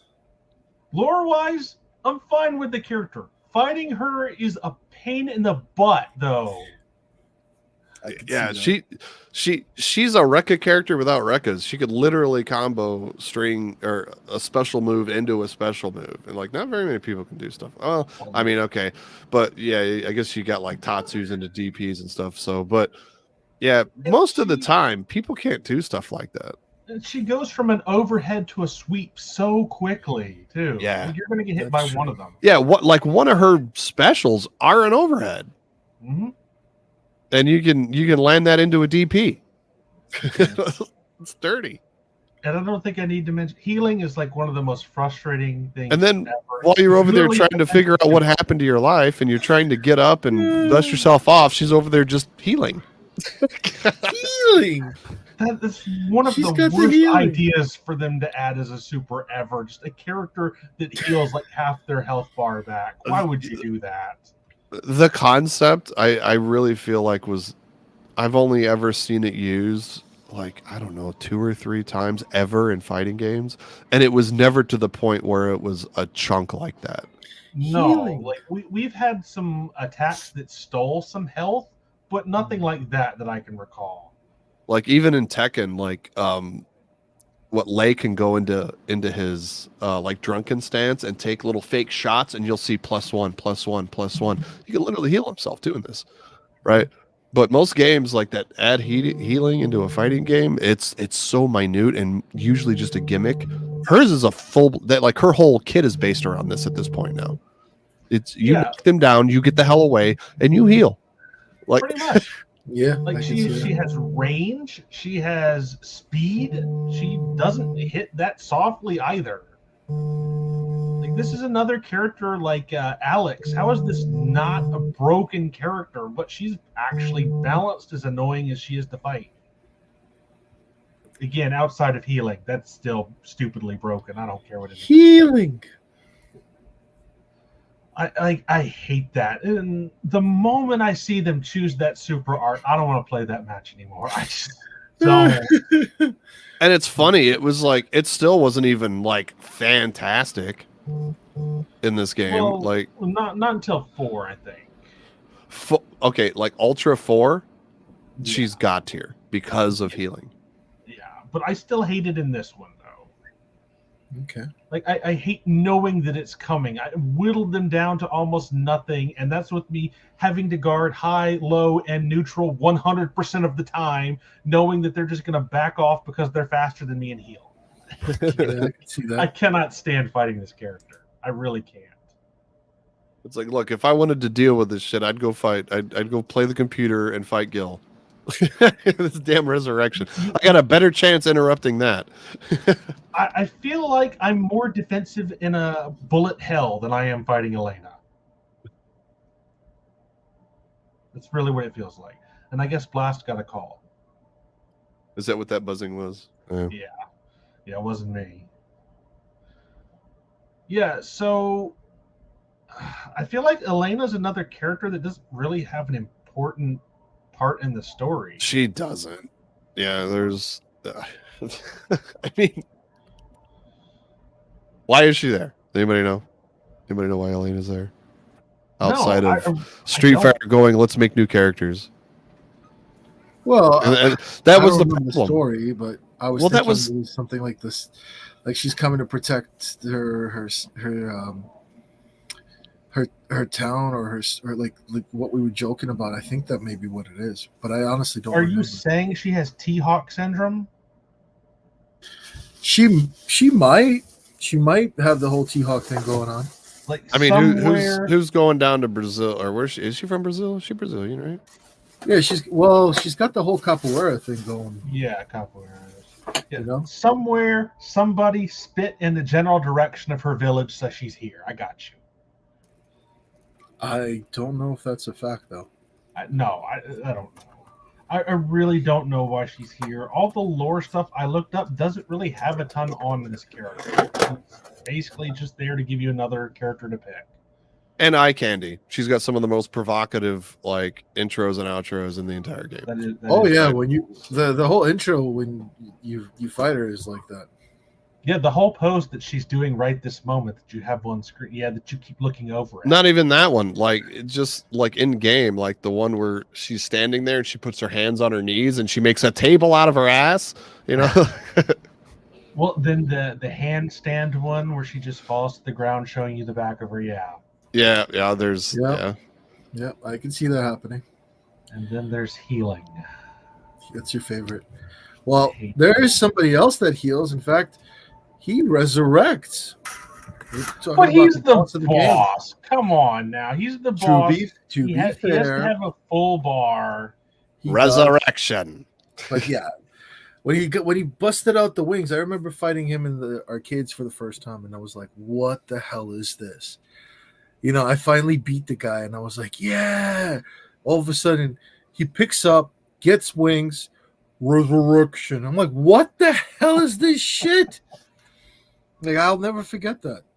Yeah, I can't think of any other bosses that did something like that. But the cool thing is, I saw one guy do it, and then I was like, okay, because this guy inspired it, I was very impressed. And the whole thing was, the guy, like, he goes into the resurrection mode, and the guy's like, you got to do it at a specific time, but you can hit him, get him out of it, so you can't resurrect.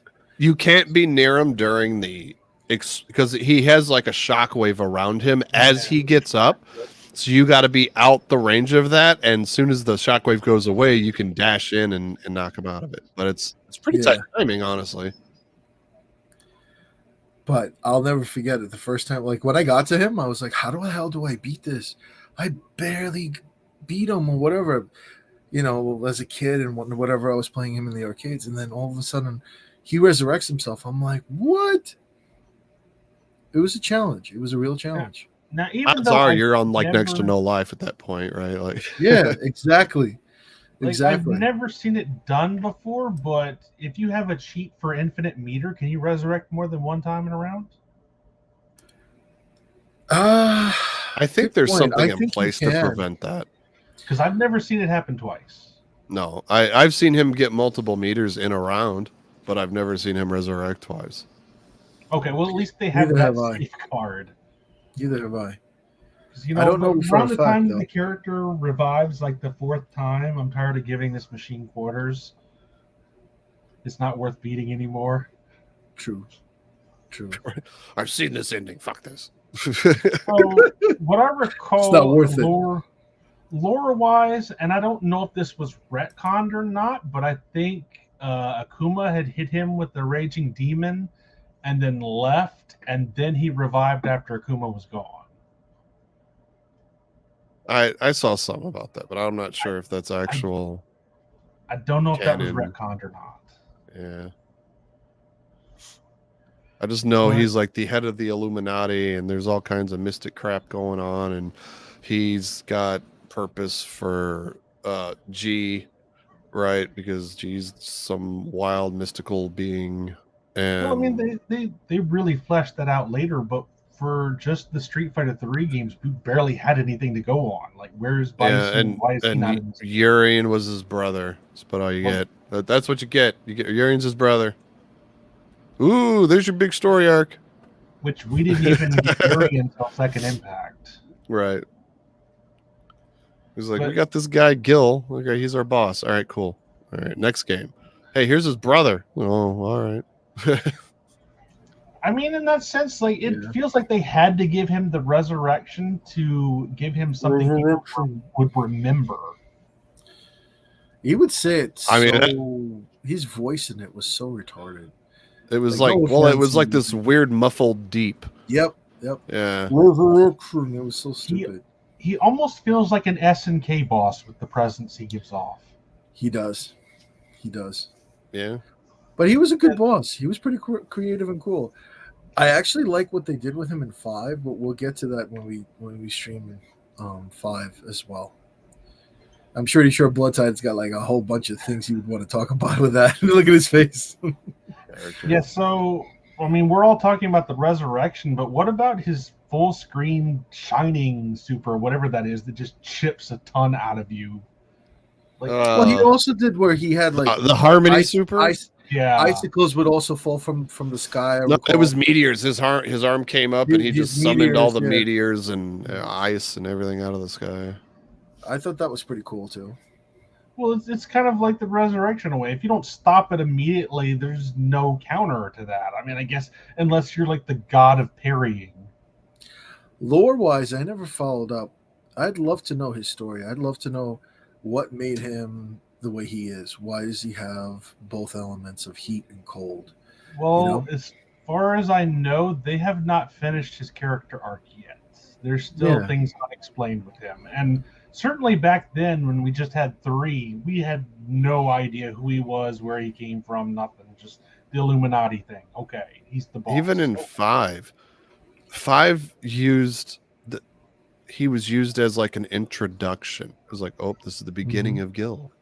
So they didn't really go into much detail.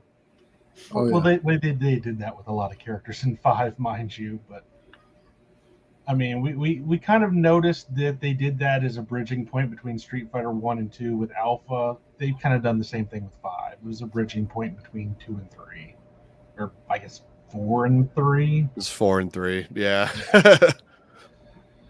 So there really wasn't a lot to say about this character back then, other than the play style that he had. Lore-wise, there was hardly anything. Why don't we? Although there is one thing worth mentioning, I do remember reading that at the end of the tournament, he gives Dudley his car back. He Like does. that's worth mentioning. Yeah, He's such a nice guy, right? Like, Like, I stole the car just to give it back to He really is a nice guy. he stole the car to piss him off, to get him to join the tournament, just so like he can Well, he didn't- afterwards be like, yeah, you did a good job, buddy. Here's your car back. pretty much. What? He didn't want to get John Wicked. That's all. Oh my gosh. Anyway, moving on. Hugo was pretty badass. Oh my gosh. WebHead, no. You know very well we mentioned Resurrection 40 times. You were probably here for it. I see you You're- troll. You're late, brother. Love. Shot. That's correct, but don't forget there are guys like you all over the world. Oh, the same guy did the voice for Gil. Oh, it makes sense now. Probably what it was. So Hugo also has the wrestler vibes, more so than Alex, yes, but I didn't Yeah. like him. Come quite on. as much. He is literally Andre the Giant. Let's leave it at that. He's Andre the Yes, Giant. That's but, what it like, is. He has a lot of attacks that aren't grapples as well. He's got the running choke Okay. slam. I don't know. That kind of sounds like a wrestling move to me. Well, I didn't say he doesn't have wrestling attacks. I said he's got attacks that aren't wrestling moves. He's got a grab that he picks you up and runs to the corner and smacks you off the wall. He's Sounds got like a a- wrestling move to me. got a hand slap like the Hulk move. He's It's got not a wrestling frickin' move. Head clap. That's a wrestling move. Come I on. can't that's think of not a anything that he wrestling does that. Excuse you?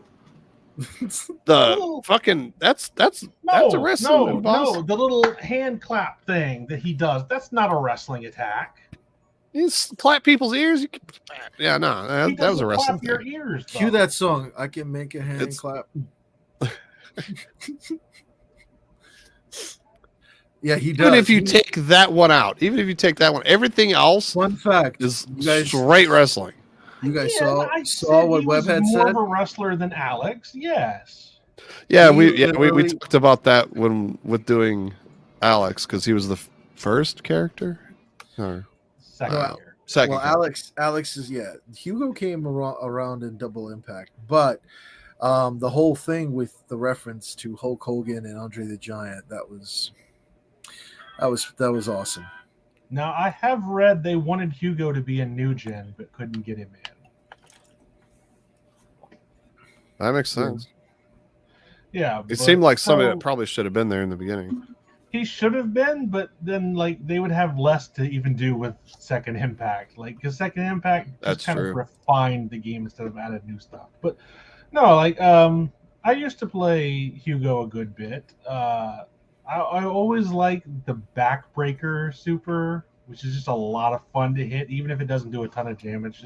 He just flies up into the air and grabs you and And just spin, whacks spin, you spin, every spin, time. spin, spin, spin, spin, Mhm. and then throws you to the ground, and then comes down with a big woo, Superman belly So flop. much fun. I guess you could say he's the Zangief of Street Fighter 3 with that. No, Yeah, he is. we kind of went over that. We've, Yeah, we've sort he of covered fits that. that role. You could say that. Although Zangief never had Hammer Mountain. Hammer True. Mountain. I think that's pretty iconic. There, Hammer No, Mountain. Geef had the stomp kicks. That's true. No, we'll stop. That's Stop. true. No, All right. I love that some of Hugo's attacks are kind of reminiscent of his Final Fight version. Again, as you mentioned, that grabbing you and running you into the side wall, it's kind of like how Yeah. he does in Final Fight. It is. Yeah. That's pretty cool. Yeah, and he does have that pile driver type attack that he does in Final Fight. So again, I kind of mentioned this last week. I don't know why. I tend to gravitate towards the Final Fight characters that they had to Street Fighter, and it's not because they're Final Fight. I just like their So playstyles. after the Alpha series, this is the first character that they dipped back into Final Fight for. Well, yeah, though, I mean, we already had Cody, we had Guy, we had Maki, we had Sodom, we had Rolento.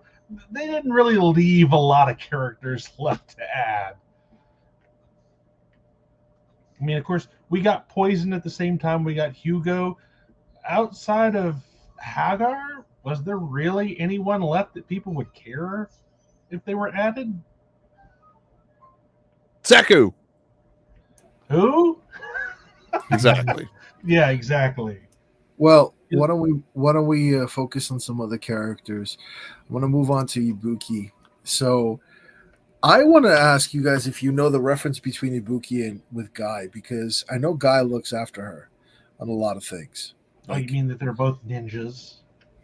Aside from that, but I think that Guy is related, and I forgot the reference exactly. So if anyone wants to tell me, I'm curious if anyone recalls that.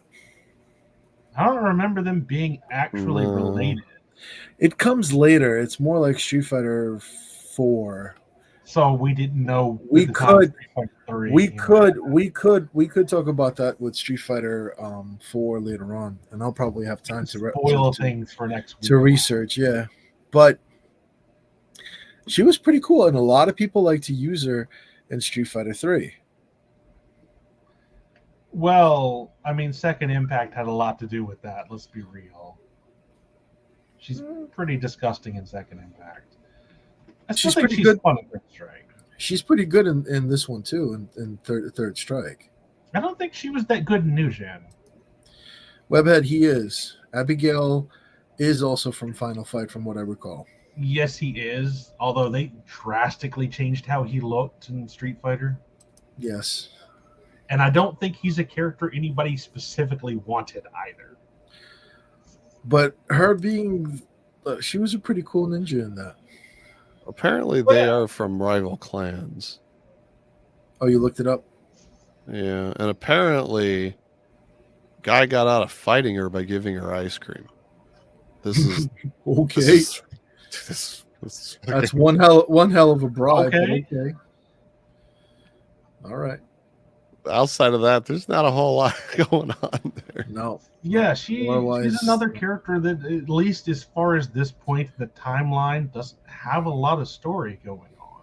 But she's playability wise, she's really good. She has that cool cross up too that she does. She She has was- a fun kit. She was a really cool, like, new edition character for sure. Definitely agree. Because like I main her in Gem Fighter, so I love her. She's another character that has a ton of moves in Third Strike. Oh yeah. Like, she's got a lot of moves. Obviously, the Rolento projectile, the charging low grab, the close-up command grab. She's got her anti-air, which is not quite a flash kick. She's got her little penguin hop thing. She's got the repa kicks. she's also got like, doesn't she have like a jump special? It's just literally a jump. I recall something like that too. Yeah, But I don't Mike knows what know I'm if talking it about. Yeah. The Nobody one ever that uses it. flips. No, She just nobody ever flips over does. to you. Yeah, she does have that. Yeah. Yeah, not to mention, like, I love her projectile super, even if it's not really the best. It's just fun to hit them with, like, instantly 40 attacks. Even if it doesn't do that much. Doing the like the DP with kicks where she jumps up and like does the double toe stomp on your face and it kicks you back and you can throw a kunai and it combos and you can combo that super out of that kunai. It's fucking amazing. It's great. Yeah, It's like terrible damage, but it's one of the funnest things to do in that game. I swear to God. It is, and she's got another character that's got not quite a short pop overhead, but like her unique short pop overhead. She had heel axe kick thing that she does. The forward heavy kick. Yeah, it's her forward heavy kick. Oh, you're talking about her regular overhead. Yeah, the one where she does like an axe kick. Oh, okay, because I'm thinking of her forward heavy kick where she jumps and does like the splits and like kicks you in the face. Yeah, that's not the one I'm talking about. Yeah, I know what you're talking about. Yeah, and that kind of makes me wonder, like, why did they have short hops for a universal mechanic and then give characters like this their own unique short hop? What's the point of having two of them? Who knows? I don't think you can combo into her unique one. Probably not. But no, like I love the design of the character too. Like I know it's a ninja. It's kind of hard not to like the. It just sucks that like, her story is lame. Yeah, typically, it is. She doesn't want to be a ninja. Yeah. She wants to go be a normal girl. Blah blah blah blah blah. All right, Sakura. It's not. Yeah, it's just like Sakura. It's not that creative. Yeah. Could have been cooler if it was a lot more creative. I agree. Well, I do like that one of her supers has two different motions depending on how close you are to the character. Like her grab super is different. If you're a little bit further away, it becomes a projectile attack. Well, I was saying also that she has a lot of those cross-up moves, which is pretty cool too. Well, that's true. She has the dash that dashes through you. Yeah. Okay. And that opens up. That opens up. She's got a ton of moves in her kit. Yeah. But I want to move forward with the other characters. Aside from Ibuki, I think she is one of the coolest characters in Street Fighter 3. But a lot of people, particularly in Third Strike, I would say, love to play as Ken. All right, he's Ken. Ken is a fan favorite. He's Ken. He's even still got some of the crazy kicks. He's better than Ryu. He's one of the top 3 in the game. Again, better than Ryu. Yeah. You know what? Screw you both. You guys might as well go ahead and run the stream. That's it. I'm out. Come on. Don't be disrespecting. I mean, Ken was also part of the Evo moment. Ryu wasn't. Yeah, you didn't see Ryu in Evo moment 37 or 38. Because 39. Ryu won, whatever. Ryu won the tournament and walked away. Let's leave it at that. Stop it. Wait, what do you mean? No. Alex defeated Gil. What do you mean Ryu won the tournament? Whatever. You know what? Why was Ryu here, Mike? Ryu is. Why was Ryu even here, Mike? Yeah, I mean, because Street Fighter 2. If it wasn't for Ryu, there would not be Street Fighter. Let's leave it at that. Well, that's not true. I mean, let's be real. If it wasn't for Ken, there would have been a Street Fighter. No. Ryu is what makes Street Fighter, period. He is the protagonist, and we all know that. They could have killed off Ryu, added Ken, and nope. People would have been mad. But I'm going to tell you what, Third Strike would still be a fantastic game today. Ken is the wingman. Let's leave it at that. We all know he's Iceman. That's it. Iceman? Why is he Iceman? Oh, dude, you need to go watch Top Gun. Let's go see how many games Ken was like borderline top tier compared to Yeah, Ryu. I would actually like to do that on stream. I want to. All right, let's move on to the next character. No, Makoto. Oh, wait, hold on. No, go back, because we're talking about cool Ryu here. Oh.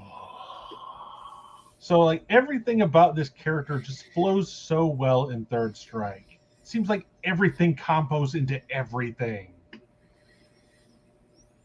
Yeah, he's got the three lights. It's like light kick, jab, light kick, then fireball super. Like it's There's one thing that Ryu has that Ken does not in Third Strike. Mule kick.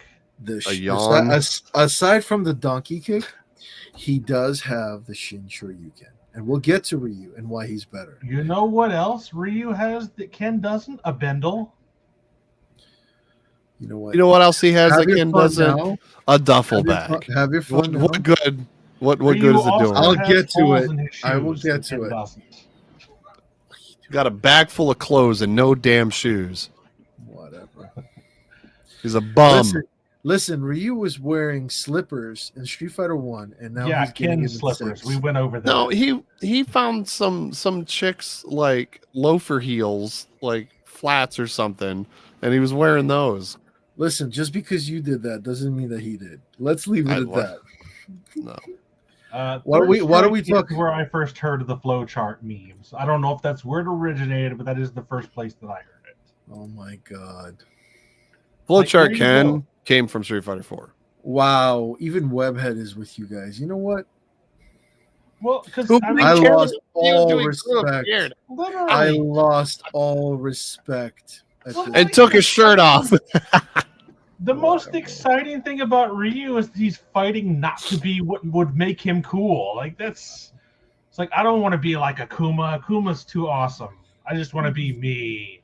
No, Webhead, the flowchart Ken came into Street Fighter 4 when every SRK was had iframes. Didn't matter. There was no difference between them except for like the damage they did and how high they went. You could just wake up SRK. It didn't matter. It was a flowchart. Yeah. All right. So essentially, Ken's reason for being in the story, as far as I know, is just, hey, there's a tournament. I'm going to compete. And then Ryu's reason for being in the story is, oh, Ken's competing. I'm going to compete. We're not. Oh god, we're not there yet. How about we focus on the character that BloodTide likes the most in Street Fighter 3? How about we talk about Makoto? Terrible story. Great character. I don't She's know. literally. Wasn't she like looking up to Ryu in that? From what I recall? No, not really. She went to Ryu as kind of like to get clout, apparent, so to speak. Well, she wanted to bring attention for her dojo. Yeah, because like it's going under, so she's out there like doing publicity essentially for her father's dojo. That's Okay. her entire existence in this game. Yeah, but I got a lot of respect for this character. I mean, she's got a very fun play style. Her story's not overall important, but she's like holding down the fort by herself because her father was killed. We'll get to Sean Webhead. We'll get to him. He is. Like, when you think of like a fantasy type story, no, it's not that exciting, but it's a very realistic story. True. I mean, it shows character, right? It does. It's like, this is my father's dojo. This is everything I know. I'm going to take my father's teachings and go out and show the world, what I can do with it to try to draw attention to the dojo to keep it from going under. I mean, that's that respectable shows enough. that Street Fighter 3 had such a good cast of female characters. They all have some kind of special personality that just makes you like them. Right. Well, she's pretty cool in this one. I have to agree. Like, I actually like playing a little bit of Makoto too, but it was really BloodTide that played with her the most. Well, yeah, you got the little grab choke thing, followed by the high punch, followed by the dash punch, and then you just go from there, basically. After the grab choke, you can actually link the super, which is pretty cool. Yeah. Well, you have to high punch. You have to do high punch into either one of any of her three supers. Keep them stunned, but But yeah, like it's a pretty cool character at the end of the day. It is, and it's bringing up what I mentioned with Adon. She's got like this bounce off the wall attack. Only hers is a super. It's a lot of fun to pull off. Just ending with that shot where she just punches the air as the character's falling on them is just so much fun to hit. That I mean, to be fair, that's like a combo starter. Yeah. I wish I could jump up an air combo after. Yeah. Yeah, you could jump up with her special like half circle back kick in the air and refloat them. And on their way down, you can catch them with 2 of the dash punches. Typically, they're going to be stunned at that point. Or you can just dash. You can like when you knock them up, you can dash under and do the straight up punch. And then dash to the other side and do it again. Because that straight up punch does... It's a ridiculous amount of stun. It doesn't do a ton of damage, but the stun damage it does is unbelievable. So then you get dizzy and redizzy combos and shit out of it. It's dumb. Well, now that we talked about your favorite character in this one, what we talk about? You got something else to add? Yeah. You mentioned the fact that this character literally can Hulk up. She just turns red and starts beating the crap out of you.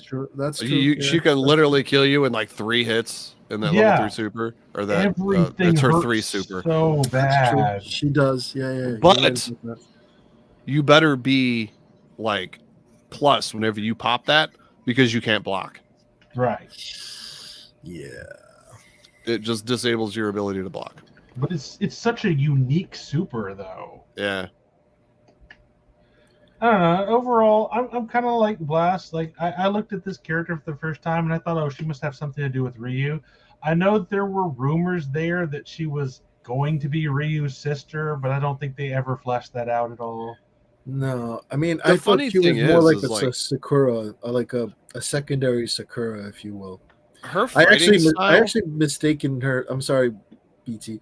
I just did mistake her for Sakura, but go ahead, BT. Her fighting style, you were saying? Her fighting style is more close to an actual Shotokan real life karate than Ryu or Ken or any of those is, which is funny because I think they gave her dojo like the type of karate a completely different name when it really should have been Shotokan. It should have. Like her main move is a reverse punch in a front stance. Like I took Shotokan, I studied Shotokan, so that is literally her main move. Like you're doing the fireball motion. That's what she does, is a charging reverse punch.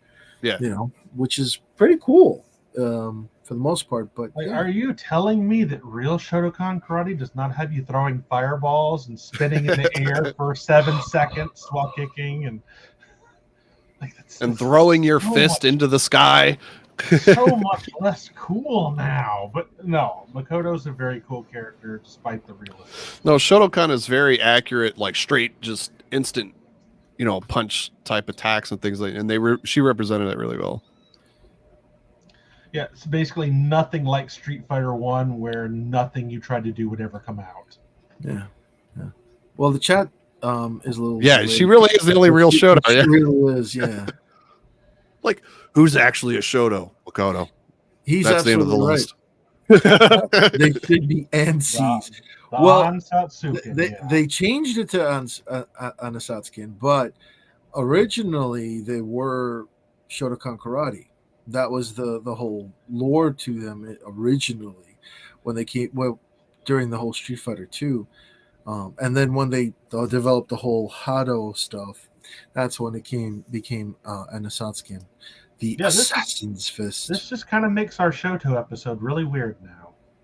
A little bit, especially where Blazt was saying Guy was a Shoto. That hurt my soul. I was at work. I was like, God, I wish I could just jump in this call and slap him. Well, I'm going to tell you right now that was the impression I was talking about. That was the impression I got because of the whole final fight thing. And I actually thought, because back then, whatever, I'm like, oh, he's Ryu, but with an orange gi. No, he's Bushin Ryu. That doesn't make him Ryu. Again, this is we're talking years ago, and So that was your favorite character. How about we go to Utility Man's favorite character in Third Strike? You did already, Alex. Yeah. He likes like Necro. Necro. You but like Necro. Necro's my He second. mained Alex. Yeah. He's really okay. So Alex was. I missed that. I thought Alex is my Necro main. because he's got he's stretchy like Dalzine. So I thought He's that was your definitely favorite. got the Dalzim vibes, yes. But from what I recall, He also The play style is nothing. no. like- He's also got elements of your most favorite character. Don't even just stop. Just I don't know what you mean. there's no reason for the B word to be brought up in anything Street Fighter 3 related. Well, you see, Well- that's the only joke Blast knows. He just loves. It is. Yes, I can pronounce it. Hokuto no Ken. That's the right way of I saying got it. somebody here who wants to Shout say out to hi. Doobie. Say hi. Hello. Hey, what's up? Hey, what's going on? All right, get out. Say hello, world. Yes, like you were blocking Elena from the audience. Turn TV on. So no, like Necro has the Dalzim vibes. He plays that role to an extent, but Right. he's not really like Dalzim. Yeah, the stretchy limbs, but you don't play him anything near like Dalzim. Going to be He does have the whole since I'm a YouTuber, but like a small one. electrical Someone's thing, gonna too. recognize me or like, Oh, the that's electrical Winnie thing. the Mooner. Yes, he has an electrical thing. Well, he's got elements of your favorite Yeah, where character. he sticks out his chest and is electrified. That's what it is. Then he's also That's what it is. he's got Lightning Snake. Yeah, Lightning it's a funny Snake is a lot of fun. Not- Lightning Snake is not the super that I choose, but I always be told that I'm wrong for picking a different one. I know Lightning Snake is the best one. It's just not the one I prefer. It's kind of hard to set that up. There's Lightning Snake's pretty good, but it doesn't do a lot of damage, but it's more used for like a setup. But can we just talk about that the man has a taunt that can extend his combos in a corner? Yeah, he can- literally sticks his tongue out at you, and He can literally do the double fist and then do the and bounce you up high enough that you could do a second double fist. That's the only instance I can think of where you combo into a taunt and keep going. Yeah. Yeah, but similar to Dalzim, he's a character that tries to control the pace, albeit very differently. Yeah, It's actually weird that they would give this character 2 overhead specials. It feels unnecessary. What's the other one? I know he's got the flip kick. Yeah, the other one is where he leaps into the air really quickly. And Oh, hits that's down. right. Yeah. Like, I don't see any reason for him to have both of them. Yeah. I mean, I don't know if it's really it's not terrible. It gives you options. I wouldn't complain. I mean, it does, but like, do you really need both of them? They do the same thing, essentially. I don't know. I think like I can see that leaping one a little easier than I can see the one that's done from the ground. You know, you're probably more likely to catch me with that one. I guess the leaping one does allow you to jump over a low attack, so I guess it's not entirely the same. I don't know. That's true. I just don't think he needs both, though. It is weird that this character has a command grab. Yeah. Like, Yeah, and that's it's a kinda weird. low grab. That you have to block it low, and he just flings you full screen when you get it. And I love that because if you're close enough to the corner, you can combo them after it.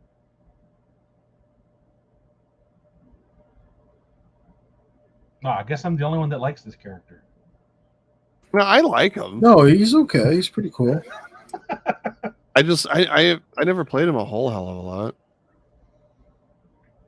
So his screwdriver kick is probably what most people think of when they compare him to Dalzim. That is very Well, much right, still okay. for- Yeah, he's got the little drop kick thing or whatever. Yeah, I use that so Or whatever much you call that. Screwdriver. Yeah, he's got screwdriver, that. yeah. He's I don't pretty know- cool. I don't know if they call it the screwdriver in Street Fighter 3, but I know they do in 2. Oh.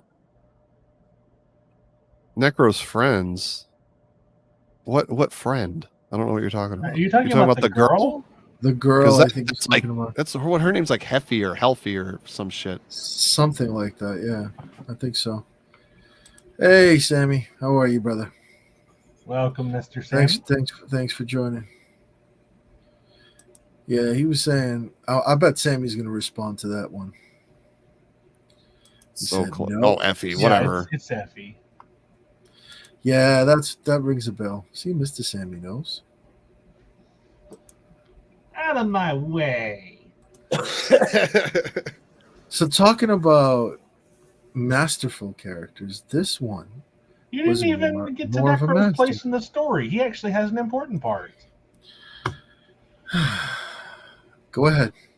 Yeah, unlike a few of the other characters we've done, so Necro was an experiment character. The utility lore. No, this isn't the utility lore. Like this is actually part of the story. That he was an experiment by the Illuminati that escaped, and they want him back. Yeah, that makes sense. And he is essentially like an earlier version of 12. Oh, that's true. Now that I do remember. Mm-hmm. Yeah, he is very important for the overall story. Like unlike your Makotos and your Dudleys, nothing against them, they're just not important for the story. Necro actually does matter, since it's a big deal that they get him back. Well, Mr. Sammy said he's a low key with the lore. Okay, you He's can go low key. Well, that's what he means. He's low key the lore character. Like he's actually got a lot of lore to him, and people don't realize it. I guess he can be 10, maybe.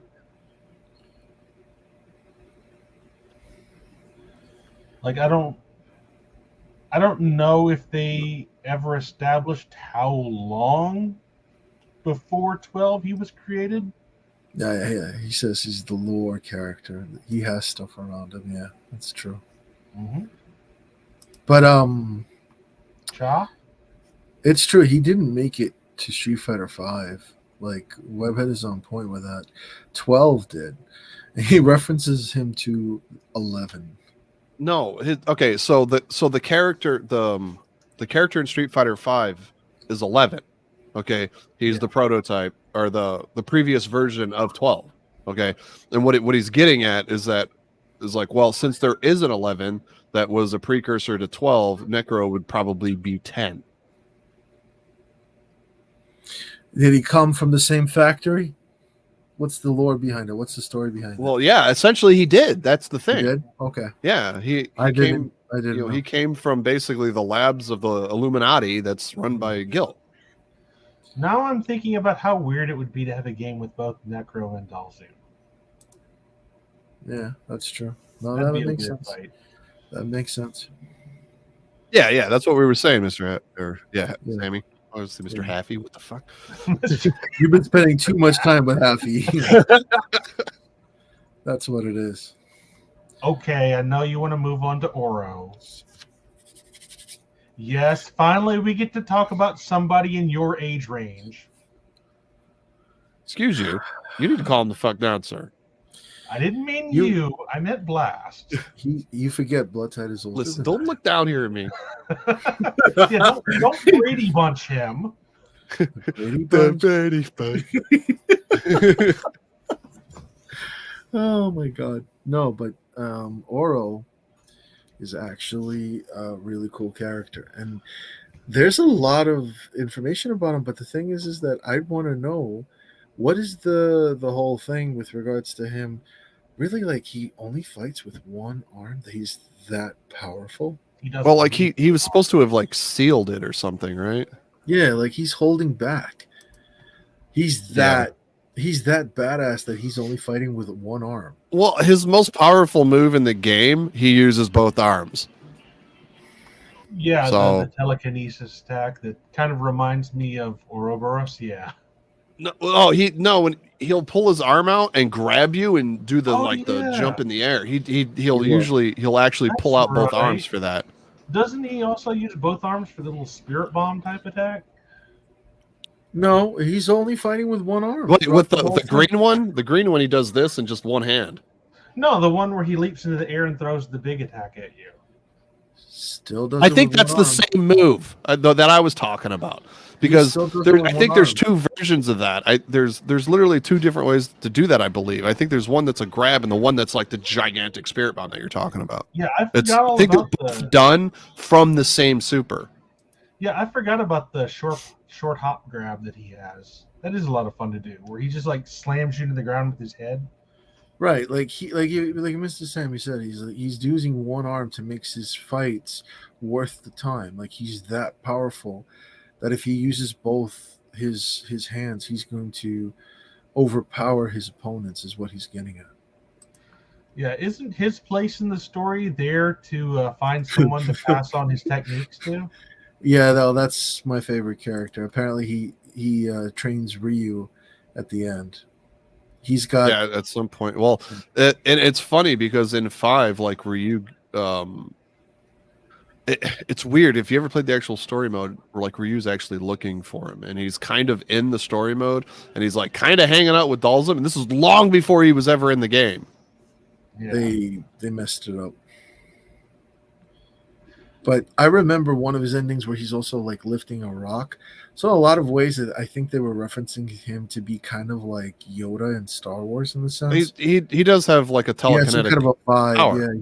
I mean, he's got He's got the Tengu stones. He's got the Tengu stones. Yeah, right. One of his supers. It's like he has shit floating around him that he sends off to, hit people. Like, Yeah. It's so much fun juggling with that attack.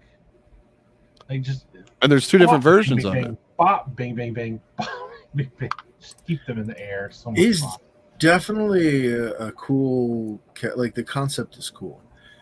But I don't know, like it just for me it did not, like I wasn't like attracted to the character to the point where I'm Well, I hope you're not.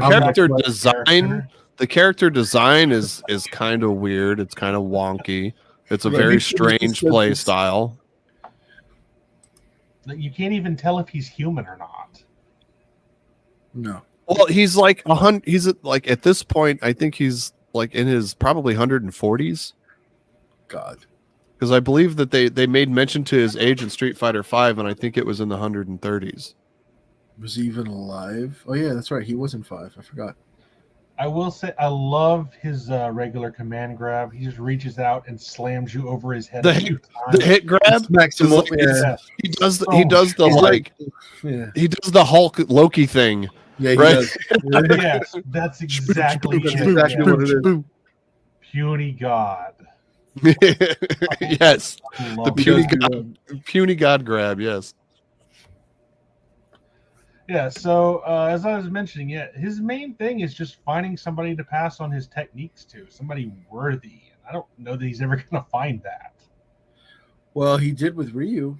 That's the whole thing. Well, keep in mind, though, it's not so much that Ryu was strong enough to handle the attacks. It's just all the things that Ryu had been going through with the Satsui no Haru and the power of nothingness. It's like it piqued his interest, kind of. That's what it was. But no, like it's the idea of picking a character that's a bajillion years old and beating somebody will never not be fun. True. You've seen the old man stereotypical character. Fatal Fury has done that. Obviously, you mentioned Star Wars. Something about playing this character is just fun. His overall kit, just uppercut them into the air and to do what should be a head stomp, but still somehow gets them in the air. Yeah. And then uppercut them again into the same head stomp. And I'm glad BloodTide reminded me about the grab super, because it's been a long time since I played him. This is a very fun attack to hit. It was cool. Yeah, no, I agree. He's a cool character in general. He. Don't worry about what I'm doing. No, we're not. So probably contender for strongest in the series, lore-wise. Well, he's supposed to be the strongest in the series lore-wise, like hands down, like right. I'm pretty sure he had beat Akuma early, but I'm not sure if they like had ever fought later on. Well, I didn't know if like Oni Akuma was stronger than him or not. but I know at the very least, like, he's probably generally considered the strongest character. And it's weird that the strongest character in the series potentially is playable and not a boss. Well, he's a hermit that doesn't really want to fight. That's really the story behind him. You're absolutely right.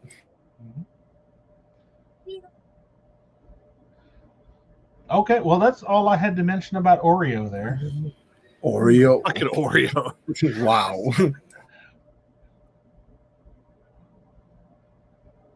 All right, let's move on to Q, the robot. I don't even know what to say about this guy. Like, we don't know anything. He's raw. Like, he's really strong in the game. Like, he's got Yeah, power. I mean, there's a lot of lore potential here from later Mr. games President of what he was before Q. Right. We don't really know that he's G. I know that's what you're alluding to, but we don't know that he's G.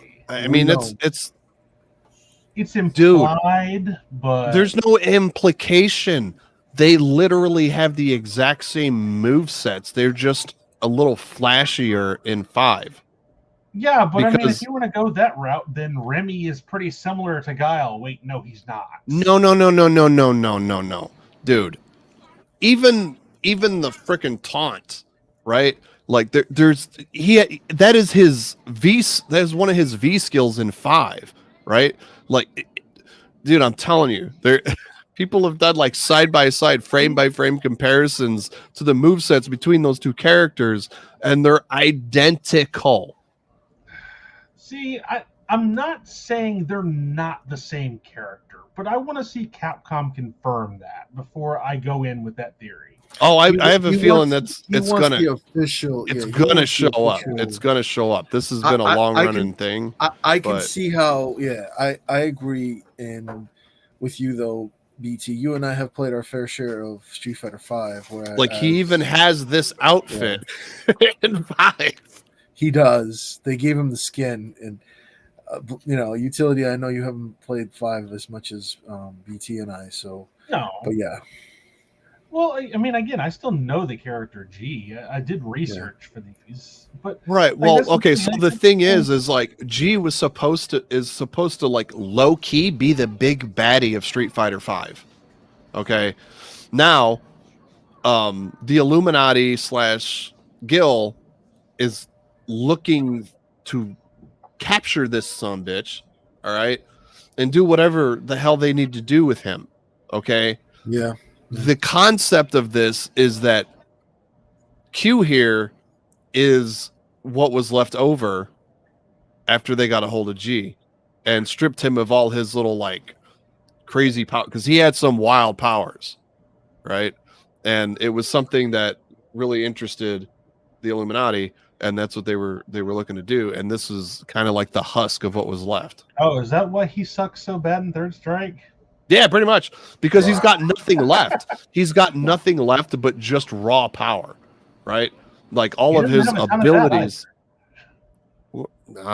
Yeah. I mean, don't be wrong. Like I like like a truck. But he's not very good gameplay wise. He hits like a truck, but outside of that, that's all he's got. And it's cool because like looking at this, like from like a lore perspective, knowing what I know, seeing what I've seen from, looking at Q or G going into Q and just seeing like, oh, well, that used to be this. Now looking back at it, it's like, that's actually really cool how they designed G, because they gave him all the exact same moves and just added all this extra abilities to them.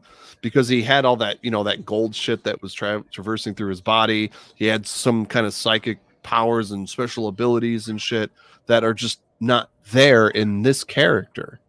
But everything else is.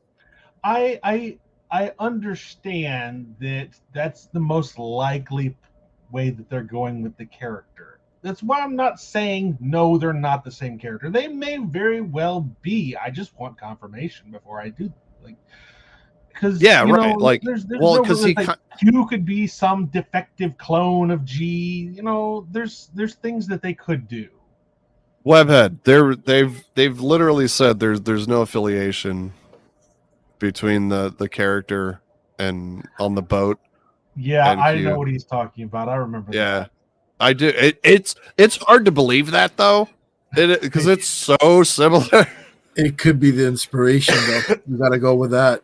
Well, You I can go with wonder. Yeah, that. but they've denied that. They was like, no, there's no affiliation. No, it's a completely unique character. No. Well, I remember See, back even Mr. Sammy before, agrees. Yeah, no, back it's before it's we like, come even on, man. before we even had Street Fighter 4, some people thought this was Balrog, and I remember that going around. What? I didn't hear about that one. You've never heard that rumor? No. Yeah, Yeah. me either. A But I lot could of see it. people- People like making stretches and creating their own lore for characters, because let's be real, when these games came out, they were not very well known for giving out good bits of lore. No. All right, so fighting people games tend to make their overall own. weren't really known for story. Yeah, except Mortal Kombat. Well, I guess that's fair. Yeah. That's going to be That's the only one. thing. But Yeah, that's like, true. as far as the character plays, I like his attacks. Like, his exploding grab super is always fun to hit. His super where he pops you up way into the air is fun to hit. But All character- boo. Well, they gave him like a whole monster thing, but No, my like whole- Sammy said, like he's got that, because it's like they Yeah. pretty much like siphon the life force out of this guy, and he's nothing but a grunting monster. He never says a word. Yep, Everything yep. is a you know, He's a Kuma. like all of his moves. I in mean, that case, well, I'm joking. yeah, of course, but yeah. Akuma like still technically talks. He does. You know this, but yeah, he never Akuma says a tells you fucking to word. Shush when you talk too much. Yeah.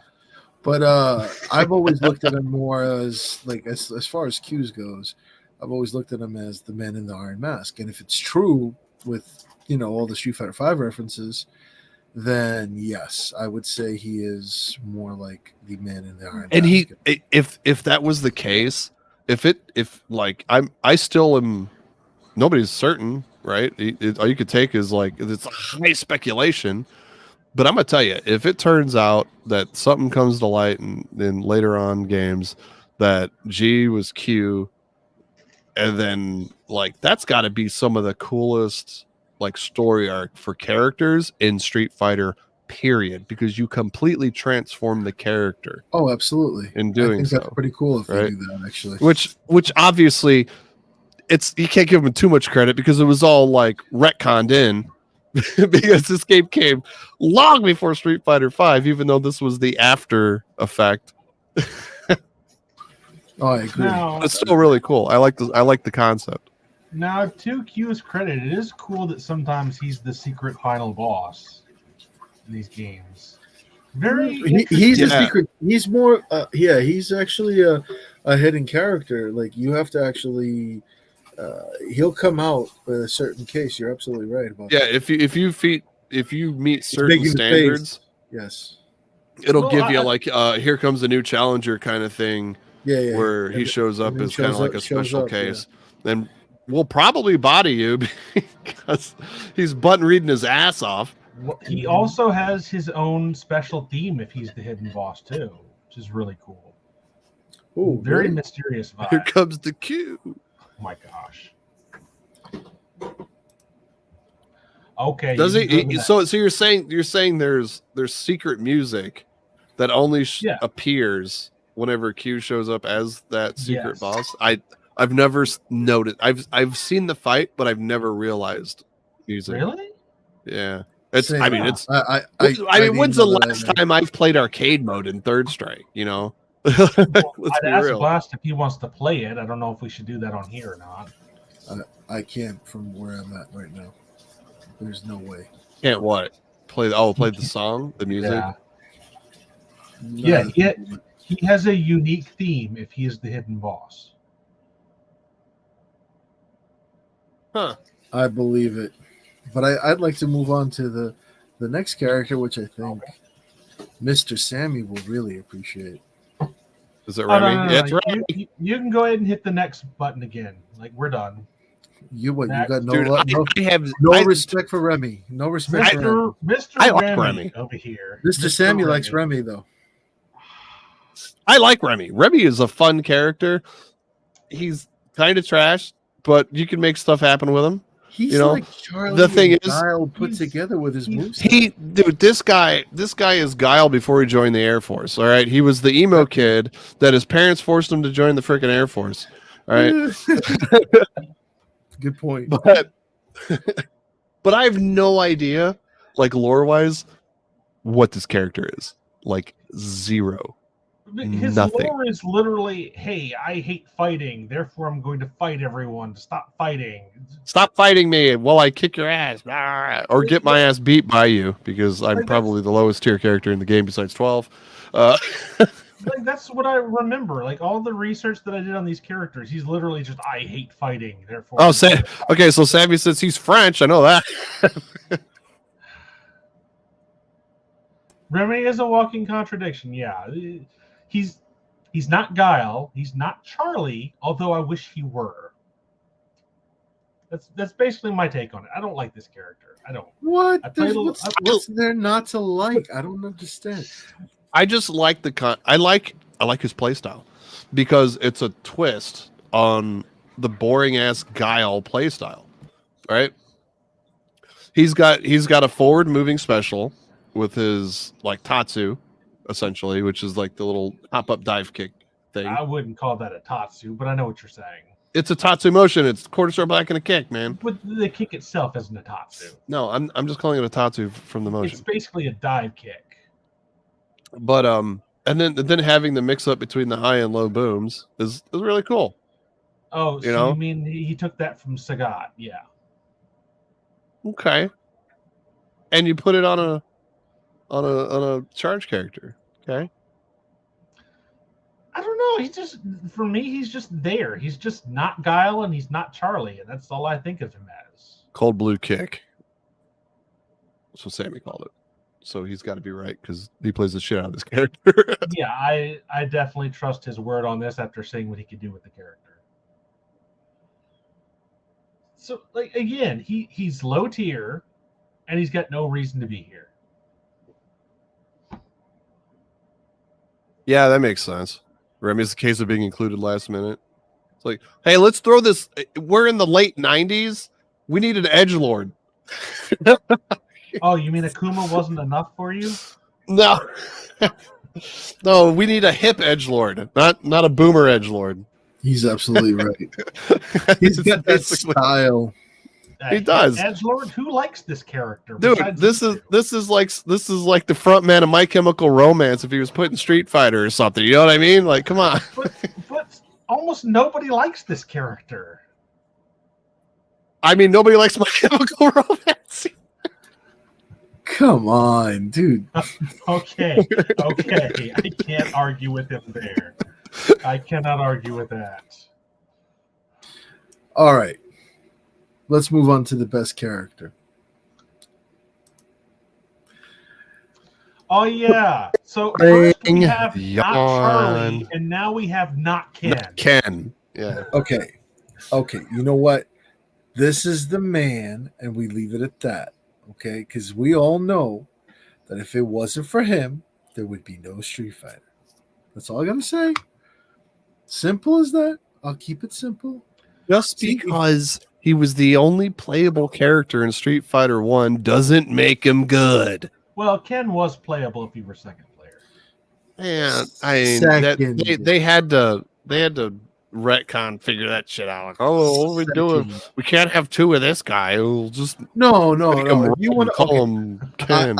I did point it out with regards to Street Fighter 1. I said on an earlier stream the difference between Ryu, like where they think they got the whole Ryu and Ken, is if you look at the old game, what was it? Karate Champ. It was white and red. And the reason why they have the whole white and red is because of the whole Shiro and Aka, which is a whole thing. no. Even in Shotokan. No. Even in Shotokan, in the Japanese style, when you would face off people, it was always white and red.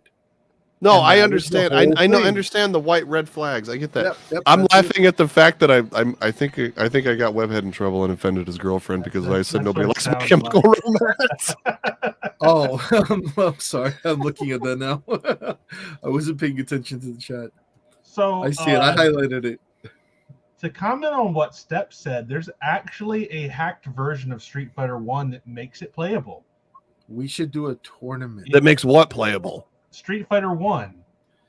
Can you Like Moves all the work characters? as intended. You Can can you play all the imagine that? characters. There's combos in the game. That's broken. You would enjoy the hell out of it, and you can be the best in the world. No. I would just play the stupid Geki ninja and just fucking run around Yeah, throwing shuriken Geki at is- people. You Like, just what are you gonna do? disappeared. What are you gonna do? I That's don't true. know what changes they made to Geki, but yes, every character is playable. They all have their own combo set. I think they have supers as well. Okay. Very interesting. I'll be right I back. would've- Give me 1 second. I would have actually Go ahead. prepared a video for that if I knew that was going to come up, but I literally just found out about this yesterday. That would be pretty cool. We can revisit that later on. All right. Well, I can keep going on and on about my man, but I Please will don't. say, I know you don't want that. Aside from it, that's also where they introduced the what they refer to as the donkey kick. You know, The mule kick. he has that whole sidekick that he does in this one, and I love Which it. is I thought it was funny cool. since Ken's actually the one that has a sidekick.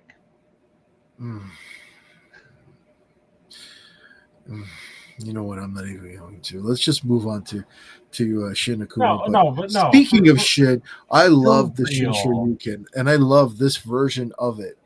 You know, I loved the whole 3 pop, if you will, like the 3 hits. They did that in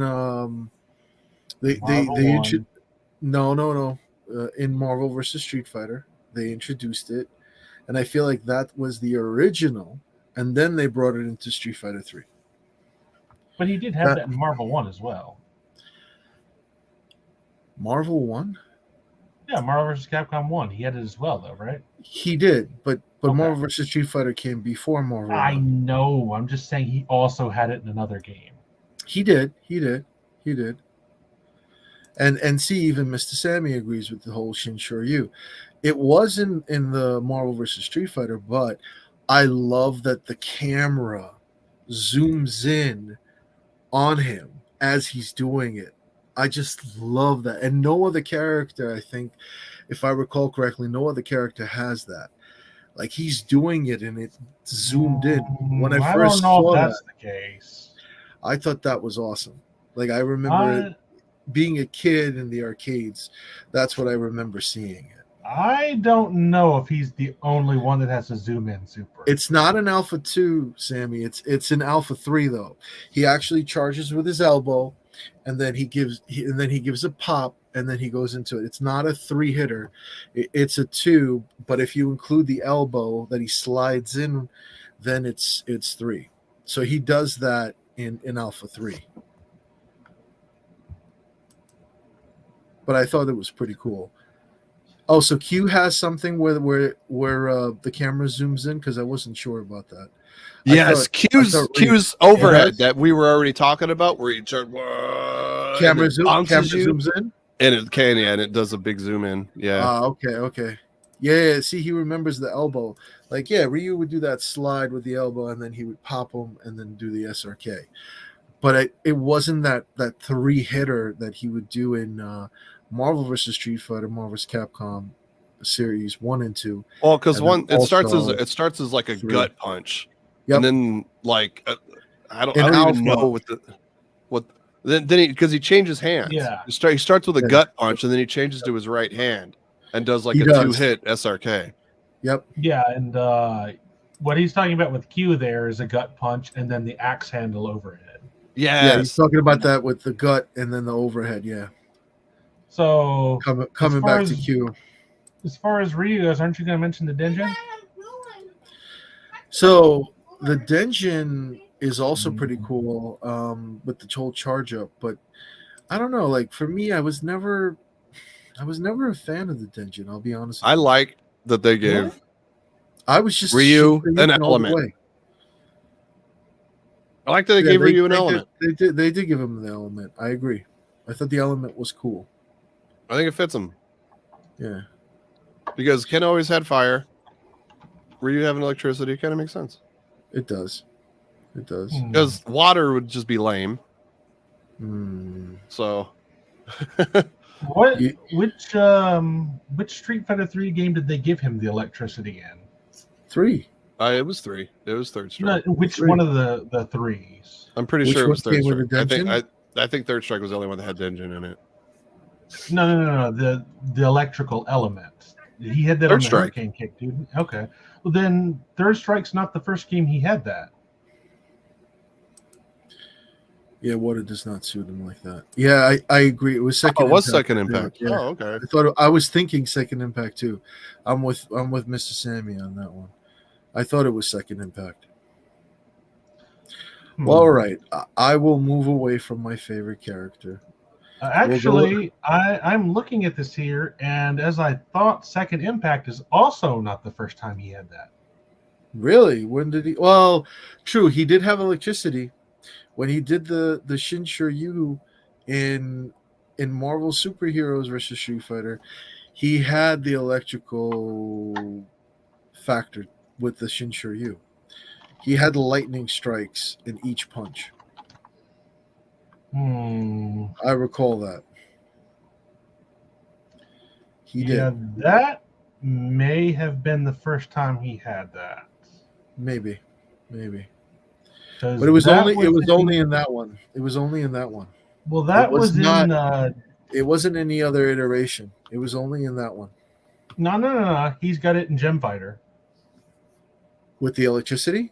Yes. With the SRK? Well, Really? he does. He does have he it in also Jet has, Fighter. He also has the electric top suit in Gem Fighter. Well, to be fair, you have to also get all the gems to get that element, from what I recall. But yes, you're right. He still got it. I'll give you that. You're absolutely right. He did have that. He did have that. You're right. Yeah, but Marvel Superheroes vs. Street Fighter was June of '97, so that might have been the first appearance of it. But I can see how they all kind of went into it. So, all right, let's move on to the next character. What? Shinakuma.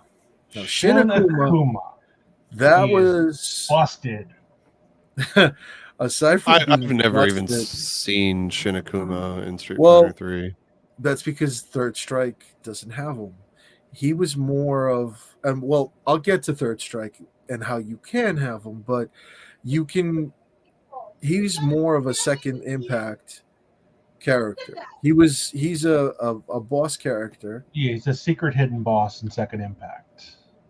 But people have actually played as him, and he is nasty. The things you can do. Utility Man and I were reviewing some videos the other day, and he is very nasty of what you can accomplish. He can pretty much combo after every super. He can pop you back up. Oh yeah. Like we saw combos where he's doing a light Tatsu into a heavy Tatsu into an SRK, and then there were other things that he did in the corner where he does canceling out from the SRK into Super Fireball, and then a Tatsu, and then again SRK, and then again into a Super Fireball. It's just he would go through all his 3 levels of the bars. Like it was insane. It's the combos. Busted. What was it, like a 30 or 40 hit? Do you remember? I want to say 37. Something like that. It was nasty. I think 37 was the most hits he got. But yeah, being able to frame perfect combo after all of his supers is disgusting. I'm sure that takes a lot of work to be able to do, but just the fact that he can do it. Oh yeah, that definitely makes it. But it's still very impressive to see, and plenty of Taz, videos out there. You guys can check those out. But overall, really cool. Didn't he have one thing where he actually combos into the Raging Demon? Because I believe he did. He did a combo. I mean, I'm pretty sure you can get them dizzy and then you can get into it. I'd have to review it. I didn't watch the whole thing. I'm No, guessing you did. I think he had where he could air tatsu you and then hit you as you're falling and go right into the raging demon. You can't do anything about it. That sounds about right. You can actually, believe it or not, you can do that in MVC as well, in the corner. If you get your opponent in the corner. This was not in the corner. Wow, really? This was mid-screen? Mm-hmm. That's impressive. I have to see that. You have to share that later. That's pretty cool. So, yeah, he is mostly known for being a hidden boss in Second Impact, but he is actually in Third Strike, as we found out. So Sort of. the other thing is, with regards to Third Strike, with what Utility Man is saying, is you can play as him in Third Strike, but if you were going to go to the arcades and expect to do it, that would never happen. You have to use some actual hacks and cheat codes in order to be able to do it. And people have done it. Surprisingly, he uses the sprite colors of Chun-Li. So he becomes a blue-skinned Akuma with a white gi. Yeah, although, even though you have to use some form of cheat or hack to pick him, he was clearly intended to be in the game, and they just didn't completely finish him. He looks about 95% done, so he's fully playable. Oh, yeah, he is. Again, like what Utility Man said, they were planning on adding him in, but they didn't. That's just what happened. So, but overall, just badass. That's the best way. After I've seen what's doable with that character, like he would have never been turned illegal. He would have been banned on the spot. Oh, definitely. I totally agree. Well, like any other Shinakuma. Pretty much. No love. We'll leave it at that. I don't have anything else to add on, unless you guys want to, or should we move on? There's really nothing to talk about this. He's not even a playable character. We just wanted to give it, give him his moment in the, because most people don't even know he exists. Yeah, exactly. In Street Fighter 3. Exactly. But he does. Yeah. He was just never fully, put in.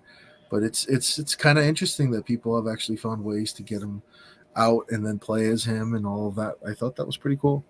Yeah. And we were looking through that the other night, Tom and I. So, all right. Actually, I have heard, again, it's just a rumor, but some people were saying because he's a blue-skinned Akuma with the white hair, he might have supposed to be referencing Oni Akuma, but again, was never finalized. No. I kind of, if you look at that makes a lot of sense. If you look at the image, this is actually more of a reference to the actual boss character in Second Impact. When you actually do fight him, instead of having the red glowing eyes, they actually turn more of like a yellow oranges type tint. Mm-hmm. So that's why I went with that. And then it's also, if you beat him, it's very weird. You beat him, then another version of him comes out. He'll actually have a gray colored gi. So yeah, there's a whole thing to him in Second Impact, but I thought it was pretty cool. Yep. So that's why he's colored the way he is in the skin that you see here. Yeah, so for those wondering, we did use his Second Impact portrait. We didn't put his Third Strike version up there, which is blue. Yep. It would look kind of funny, actually. But moving forward, Sean was also an addition to Street Fighter 3. And this is more like Ken's people. I thought that was pretty cool. I did like the character. I don't know if I was a fan of the whole, double punch SRK going up, but otherwise I thought he looks cool. I didn't think that he used a double punch SRK in Second Impact, though. I thought that was just Third Strike. No, doesn't he have a more traditional one in Second Impact? I always thought it was the same. Like he had it all throughout. That's question I don't even know. I know in Second Impact, after the Shoryu, you can actually spike somebody back down, but he doesn't have that in Third Strike. I thought that he had it all throughout. That was what in Third Strike, they nerfed this character so hard. Like, he fell so hard from grace after Second Impact. I just feel bad for Sean. BT's looking it up. He's got the I really am. Yeah, I'm curious to know. I mean, Yeah, I always thought it was both hands. I might be thinking of his Shoryuken Super. So Mr. Sammy says they made him bad on purpose. Oh no, Tom's right.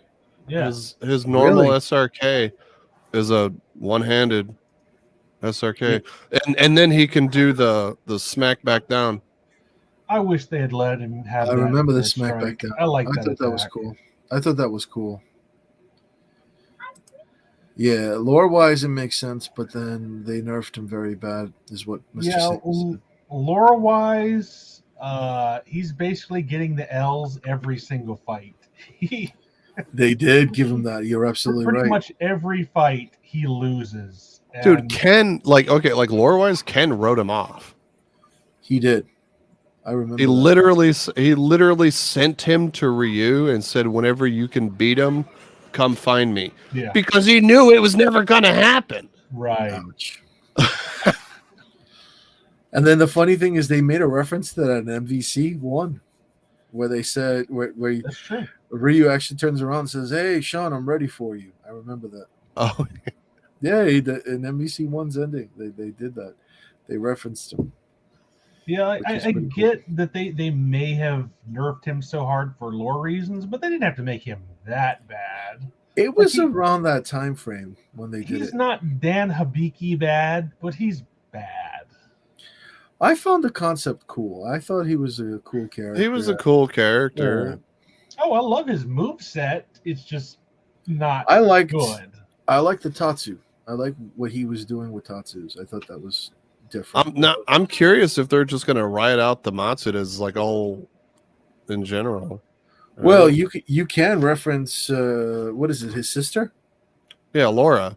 Yeah, you could reference his sister if you want. Well, yeah, that's what I'm saying. Like, because she's nowhere to be seen in the next game coming up, right? He had a cameo in 5 in the story mode, He did. and Laura was not exactly a lot of people liked to play her, but she wasn't exactly well received either. You know what I mean? She's very gimmicky and Oh yeah. very like in your face, mix up heavy. It's just a lot of gimmicks that people didn't like. To be fair, we can think of 2 big reasons why she was popular. Oh yeah, no. Well, I mean, I can think of 4 really. Okay, All I need is Just that saying. one. All I need is that one. Oh, which one do you need? The right side or the left side? I'll take both. You just said you needed one. I said one reason. Yes. I said one. The joke is going completely over your head. Okay, it's all I guess good. you needed your Oh yeah. hat to block I it. mean, Laura was That's obviously eye candy, right? Oh yeah. She was half-assed a joke character to begin with. I don't know. You could play well with her. Like, No. I'm talking lore-wise. She was half-assed a joke lore-wise. character. Okay. Yeah. Like her whole thing, True. she was literally another Makoto.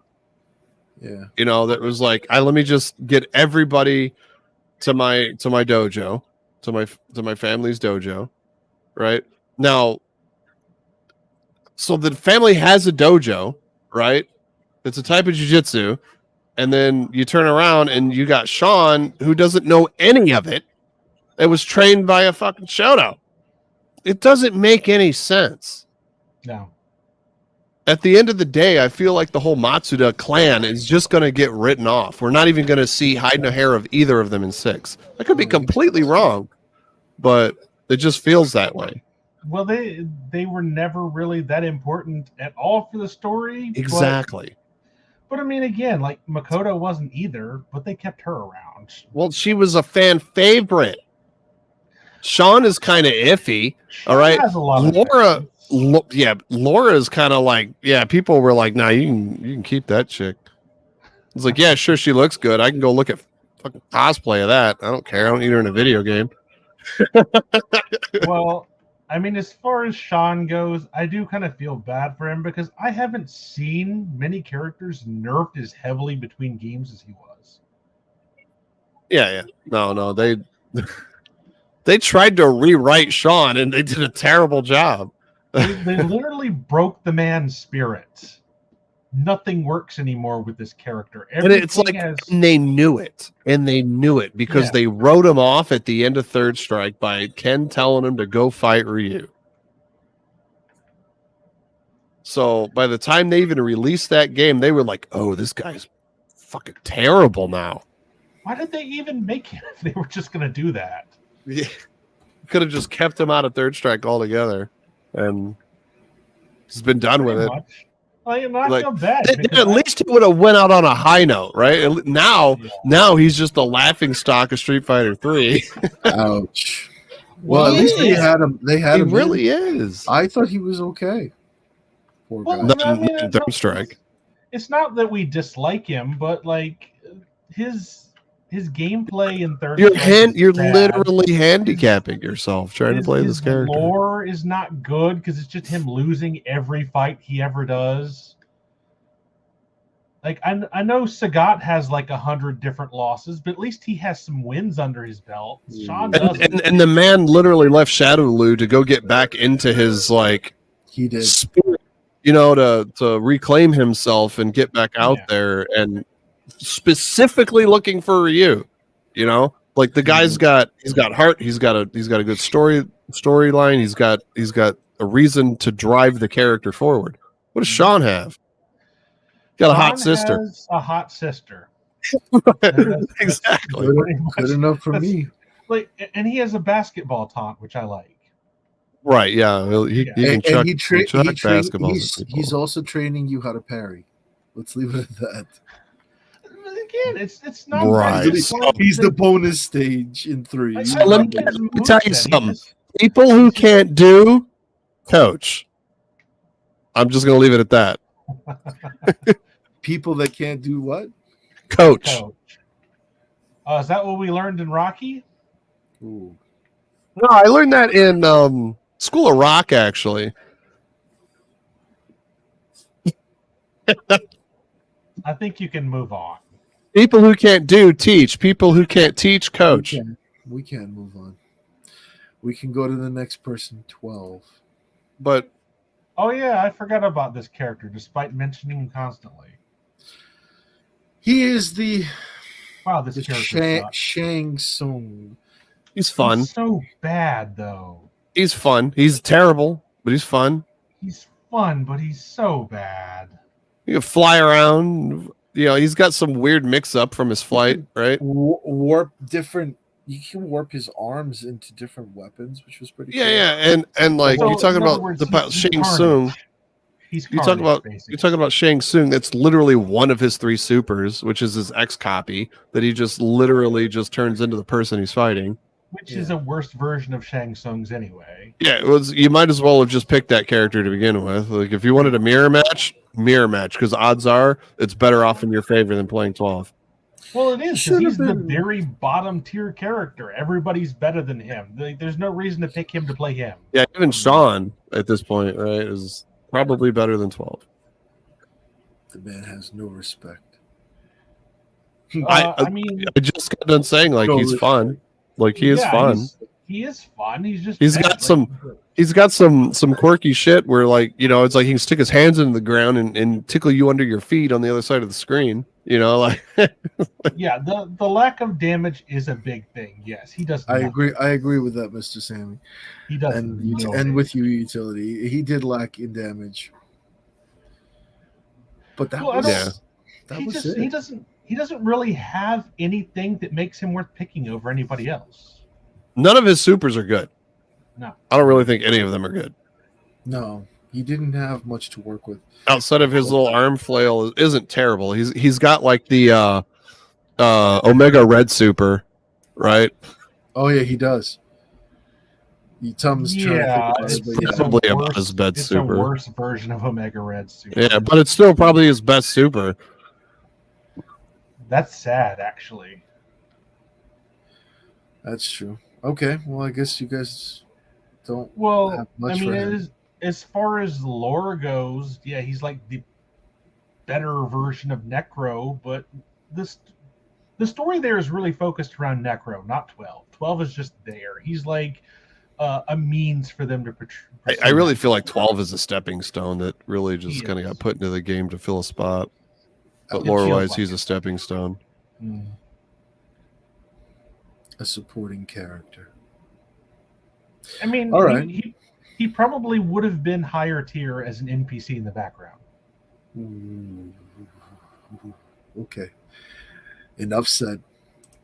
How about Urine? I mean, Oh, the Urian. awful portrait. The awful portrait. I What hated the that portrait. fuck is that portrait?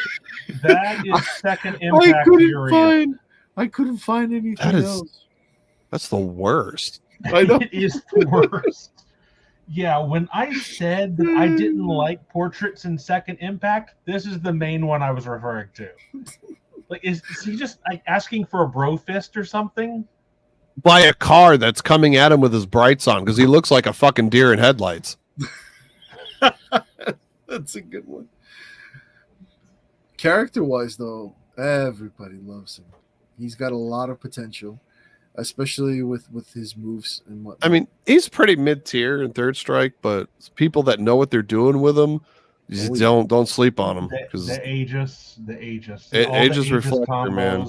There's the sky is the limit with this character because of Aegis Reflector. Yeah, Like, I the never see amount of anybody mix-ups get either of the other super arts. It's always Aegis. Yeah. Like, he can certainly do some great things, which is good gameplay wise. They gave him something because lore wise, he's just. I can't Not even think of what his third one is. I know Aegis and there's like Tyrant Slaughter, which is like the multiple shoulder tackles. And I do not even remember what his third one is. Does he have one that's a big projectile? Oh, maybe that's it. I think that's it. Yeah, I think you're right. I think it turns his weird looking like projectile into that it's not like a circular one, it's like oblong and travels kind of slowly across the screen. Yep. Which nobody ever gets. Yeah, Fireball Super, yeah. I could not tell you the last time I saw a Urian that didn't pick Aegis. Like maybe a new player.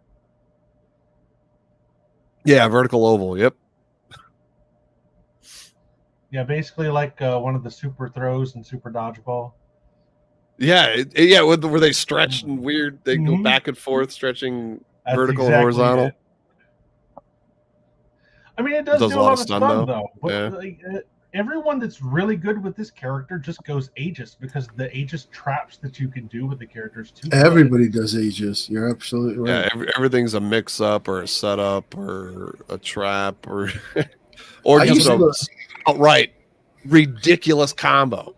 Oh yeah. In that sense, though, he is like an all-in character. Like you blow everything to try to get the advantage then, and if it doesn't work, you've got nothing left. And the fact that he's a pretty kind of heavy rushdown character, and he's a fucking charge character at his heart, right? His fireball's not a charge, but I think that's it. Everything else, his headbutt's a charge, his knees are a charge, his shoulders a charge. Everything's a charge. Yeah, he's more of a he's all charge. But he's designed to be in your face. So. He is. Wow. He is. Yeah, and A lot of people I'm sorry, Tom, go ahead. I'll let you Well, no, I was going to go into the lore if you still have something gameplay-wise to talk about. Well, I was going to go into the lore too. The only thing go ahead. Before the lore, though, the only thing I wanted to add is that everybody would get his name wrong. Like a lot of people would call him Urine. I mean, yes, they would joke. No. They were doing that on purpose. Yeah. If anybody said urine, it was. I had a few. They were trolling. I mean, I know people were trolling, but there was a few friends that were like, "No, that's Urian." I'm like, I was telling them that it's Urian, and they're like, "Urine." I'm like, okay. You know what I mean? Yeah, I've never ever heard anybody call that character piss before. Yeah, Just see, piss. this is Urian, and the previous character is Urine. No, this one looks like urine right now with that face. He looks like he really wants to. He's already stripped down to his fucking G-string and everything. Yep, he's ready for it. All right, you want to go into the lore aside from him being the brother of Gil? What else you want to talk about with regards to his lore? I was letting you go first since you spoke first. Well, I was just gonna say, as far as him and Gil are brothers, yes, but he's also trying to overpower Gil, and that's his reason for really fighting. That's my whole. Well, he feels like the lesser brother. Yeah, He it's does. the jealous He does. brother Yeah. saga where he just Yes. keeps losing to Gil. So I'm going to point something out that Mr. Sammy said earlier, that apparently we're going to dip back here into Necro real quick. That apparently Want me to go back to Urian was leading the investigation on finding Necro, or the research of Necro, or finding him, one of the two. I don't know, but apparently Urian was in charge of all that, according to Mr. Sammy in our chat here. It's probably one of the stories on one of the games. I don't remember which one. Well, it would have to be Third Strike, because 12 didn't exist until Necro. Oh wait, no, Necro was in. the No, other game, he wasn't was Yeah. in the other game. Oh, Both yeah. of them were. Both of them were in Double Impact.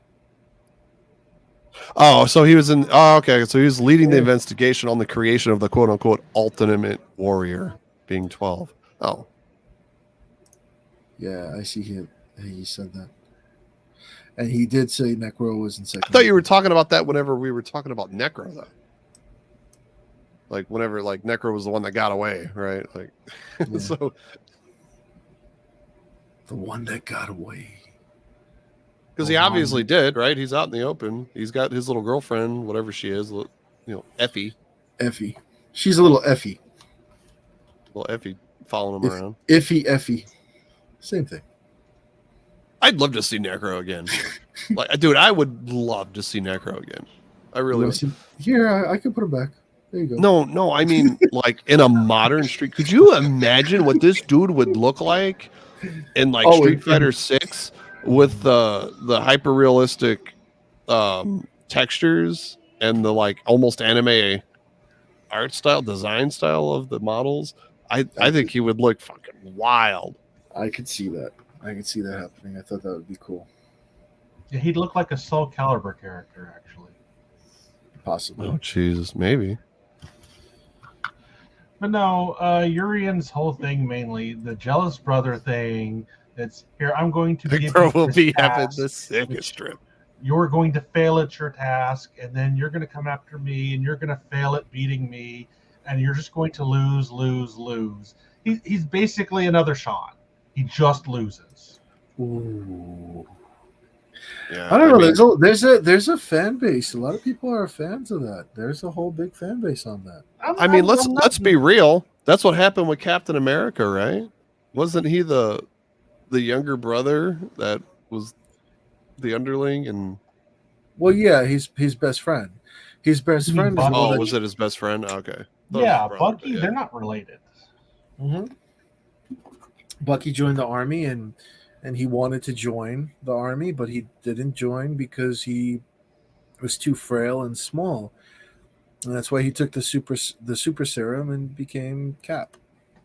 That way, Yeah, but I don't remember Bucky being jealous of Steve Rogers. No, it's the other way around.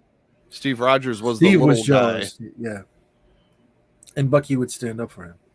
It was the other way around, and then it flipped once he became the super soldier. I don't remember any Urian wins in the lore. Like, I obviously there's some stuff I might have missed, but I don't remember him actually earning a single win. He Yeah, probably Urian's kind of a badass, but he's right, like in the sense that it's like, he's still, no matter what he does good, he's always going to be in the shadow, of his brother.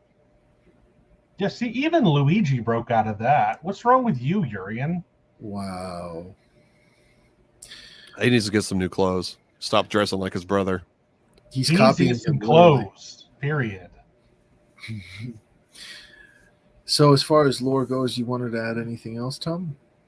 No, I mean, I think we You hit good? the important parts. Like, there's I think more so, to the too. character's lore later on in the series, but not that I can recall in 3. Okay. It's so funny to say later on in the series because it's not later on in the series. I know, but you know what I mean. Like, timeline-wise, no, but... Yeah. He gets clothes in Street Fighter 5. He's got that sick ass business suit that he wears and yeah. shit. And then He you got a can suit. you can do the actual third strike hidden color code. Ultimate, yeah. And if you hold it through the white screen going into the character load screen, he throws his arms up and burns the entire suit off down to It's his pretty cool. little Speedo. Yeah, Speedo. All right, let's move on to the next one. We've got Yang. We got It's the palette swap. Oh, wait. It's No. not though. They've got some different That's move not true. sets. He Right, was a they've palette got- swap in New Gen. Oh, was he a pals? I never even paid that much attention in New Gen, to be honest with you. He was? It was just a Yeah. palette swap? In New Gen, he's a palette swap. Right, the other twin. Right. Yeah, he Yeah, is the the other twin. other twin. I think The one- I think in the earlier games he was stronger though.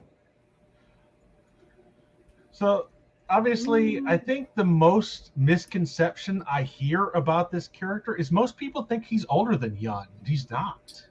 Yeah, a lot of people thought that he was the older brother and he was the one that Yeah, stuck well, up maybe for- I'm the for only Jan. one that might have thought they were twins. I really kind of thought they were twins, honestly. I I think think he is. I think he is older, if I'm not mistaken. I think a lot of people think that Yang is more mature than Yun, and therefore he's older. But it's not really the case. Mr. Sammy says is cool. Yeah, Yang is cool. Yeah, a lot of people like him. It's just He's a didn't Rekka become his- character. Any Rekka characters are fucking cool. He didn't become his own character until Second Impact, though. True, but his brother really got more use, I think, because of his. He just has better moves. He's just a better Well, character. okay, no, don't. It's the elephant in the room. It's Ganasian. Okay, just stop. It's the Ganasian super. That is Okay, ridiculously. Yun people gets abuse mid, it. People basically. abuse it. I mean, we can go to you Jan can next. you can literally build an entire bar in the super and redo it like almost like True. it's It's Vism. That's what it is. It's Vism. It is. Or A It's- group, it if is. you prefer. It is that. But I felt like Yun, and I flipped it to Yun now. I felt like he's predominantly used because of that alone. Yeah. You know? Well, I mean, it's okay. honestly, I think Yang has better like normals and like moves, like his actual moves. I like more than Yang, but Yang has the stupid Ganasian combo. I don't know. Yun, Like, yeah, I Yun think, is Ganasian combo. I think Yun's main specials are a little safer on block, though. He said so. Mr. Sammy was saying though, Vism works only moving forward, and that you're free to move or do whatever you want. with- Whoa, hold on. What? Deism only does that in Alpha 2. It doesn't do that in Alpha 3. And we're talking about Yun, so I flipped it to Yun. First off, there's no ism in Alpha 2. There's just custom No, combos but in Alpha yes, 2. and custom That's true. combo does force It's you to three walk forward that call them constantly. the isms, if you will. Yeah. It does make you walk forward the whole time you're in it, whereas Vism in Alpha 3 does not. True. But no, I think these two characters go hand in hand because pretty much all of their storyline have to do with each other. They're never really separate doing anything. Makes sense. Yeah, Mr. anything they Sammy. do, they're together. Like Yeah, and God, they're- even in CVS 2, you know, you got Yoon in there, and one of his big supers pulls Yang out, and they like do combos together. It's fucking sick. yeah, and they're basically the cocky characters of the bunch, the spunky upstarts. think they're the best and want to prove it. True. And now they have a predecessor in 6. That's weird to think about. Right? Well, they are the predecessors in a lot of ways. Like, if I recall correctly, I don't remember the whole story. I'm trying to remember, but it was more on the Udon comics that they worked in a restaurant. I don't know if it's both or just Yin What? or Yang. Sorry, Yen? Who's Yin. Yen? Yun. Who's Yen? Is it the lost third brother Yen? I'm thinking of Yin and Yang. That's why it's easy to get that confused. You can see how that happens. No, I just don't remember if it was because I forgot if they had relation with Gen, and I feel like they did. Like Gen taught them things. Yes. Gen was supposedly looking out for them, but I don't think that's the case in 3. I think that's later in the series. Okay. Yeah. That's what, I don't know much about the lore. If any of you, Yeah, I do, think that's kind of what we were talking about before, where Akuma lets Gen live when he wants to die, and then later on when he has a purpose, Akuma's like, now you die. he has a reason to go after them. But yeah, from what I recall, Gen did teach Yan and Yang some of their attacks and stuff. Yeah. Okay. Yeah, there is definitely some correlation between Gen and the brothers for sure. Yeah, as you can see, Yang has that little rolling attack with the upwards kick that Gen has. Mm-hmm. True. Funny enough, neither one of them got his little timer attack, whatever that's called. True. Oh, the dim mock? The actual dim Yeah. mock? Yeah. Yeah, where he hits them and you have the timer above your head. Yeah, why did none of them get that? I always liked that. I remember That's probably something Gen would have took to the grave with him, you know what I mean? I guess that's true. that was cool. Neither of them got a raging demon either, which Gen has. Gen has Let's a see, raging demon. Hello? What? He has Yeah. a It's sort of like a raging demon. It's like he slides through you. yeah, and but that's they not. have- No. That's I not just a raging mean demon. that type of attack. Sliding through. You mean gliding is what you want. Glides through you, and then they have the light effect, and then you get hit by a whole bunch of attacks. That's that type of attack. See, that's the same. I mean, Type of and attack that it is. that's a setup, if anything, too, because Yeah. it throws them into the air. You could do follow-ups off of that and shit. Like That's not exactly the that's same as a Kuma. that's more of like think of a samurai style character. Think of like Hibiki, right? Where she dashes through you with her sword. And then all of a sudden it's like it takes a few seconds before like 30 That's fucking hits exactly go off. the type of thing I'm referring to. Yeah. Yeah, it's basically the same concept, but that's not a raging demon. I didn't Because a mean it was raging demon is a demon. I is meant a it fucking was I meant run up it was and a grab. similar style of attack. Nah, no, it's not. Well, You're gonna guys, get a no from me, dog.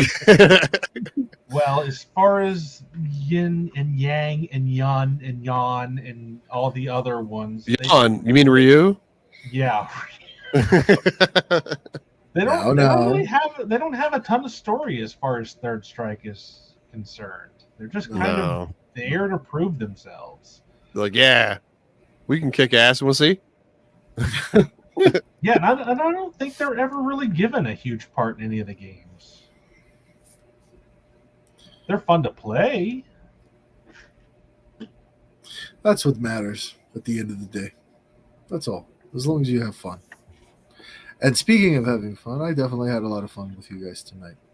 Huh? Thank you guys for coming through and making this happen. I appreciate your time. I appreciate everyone that's tuned in and watches this. And if you did enjoy it, hey, hit that like. It goes a long way. Thanks, everybody. Anything you guys want to add on? I think BloodTide, aren't you running a Street Fighter 6 tournament Bro, week? there's this next week? Beta.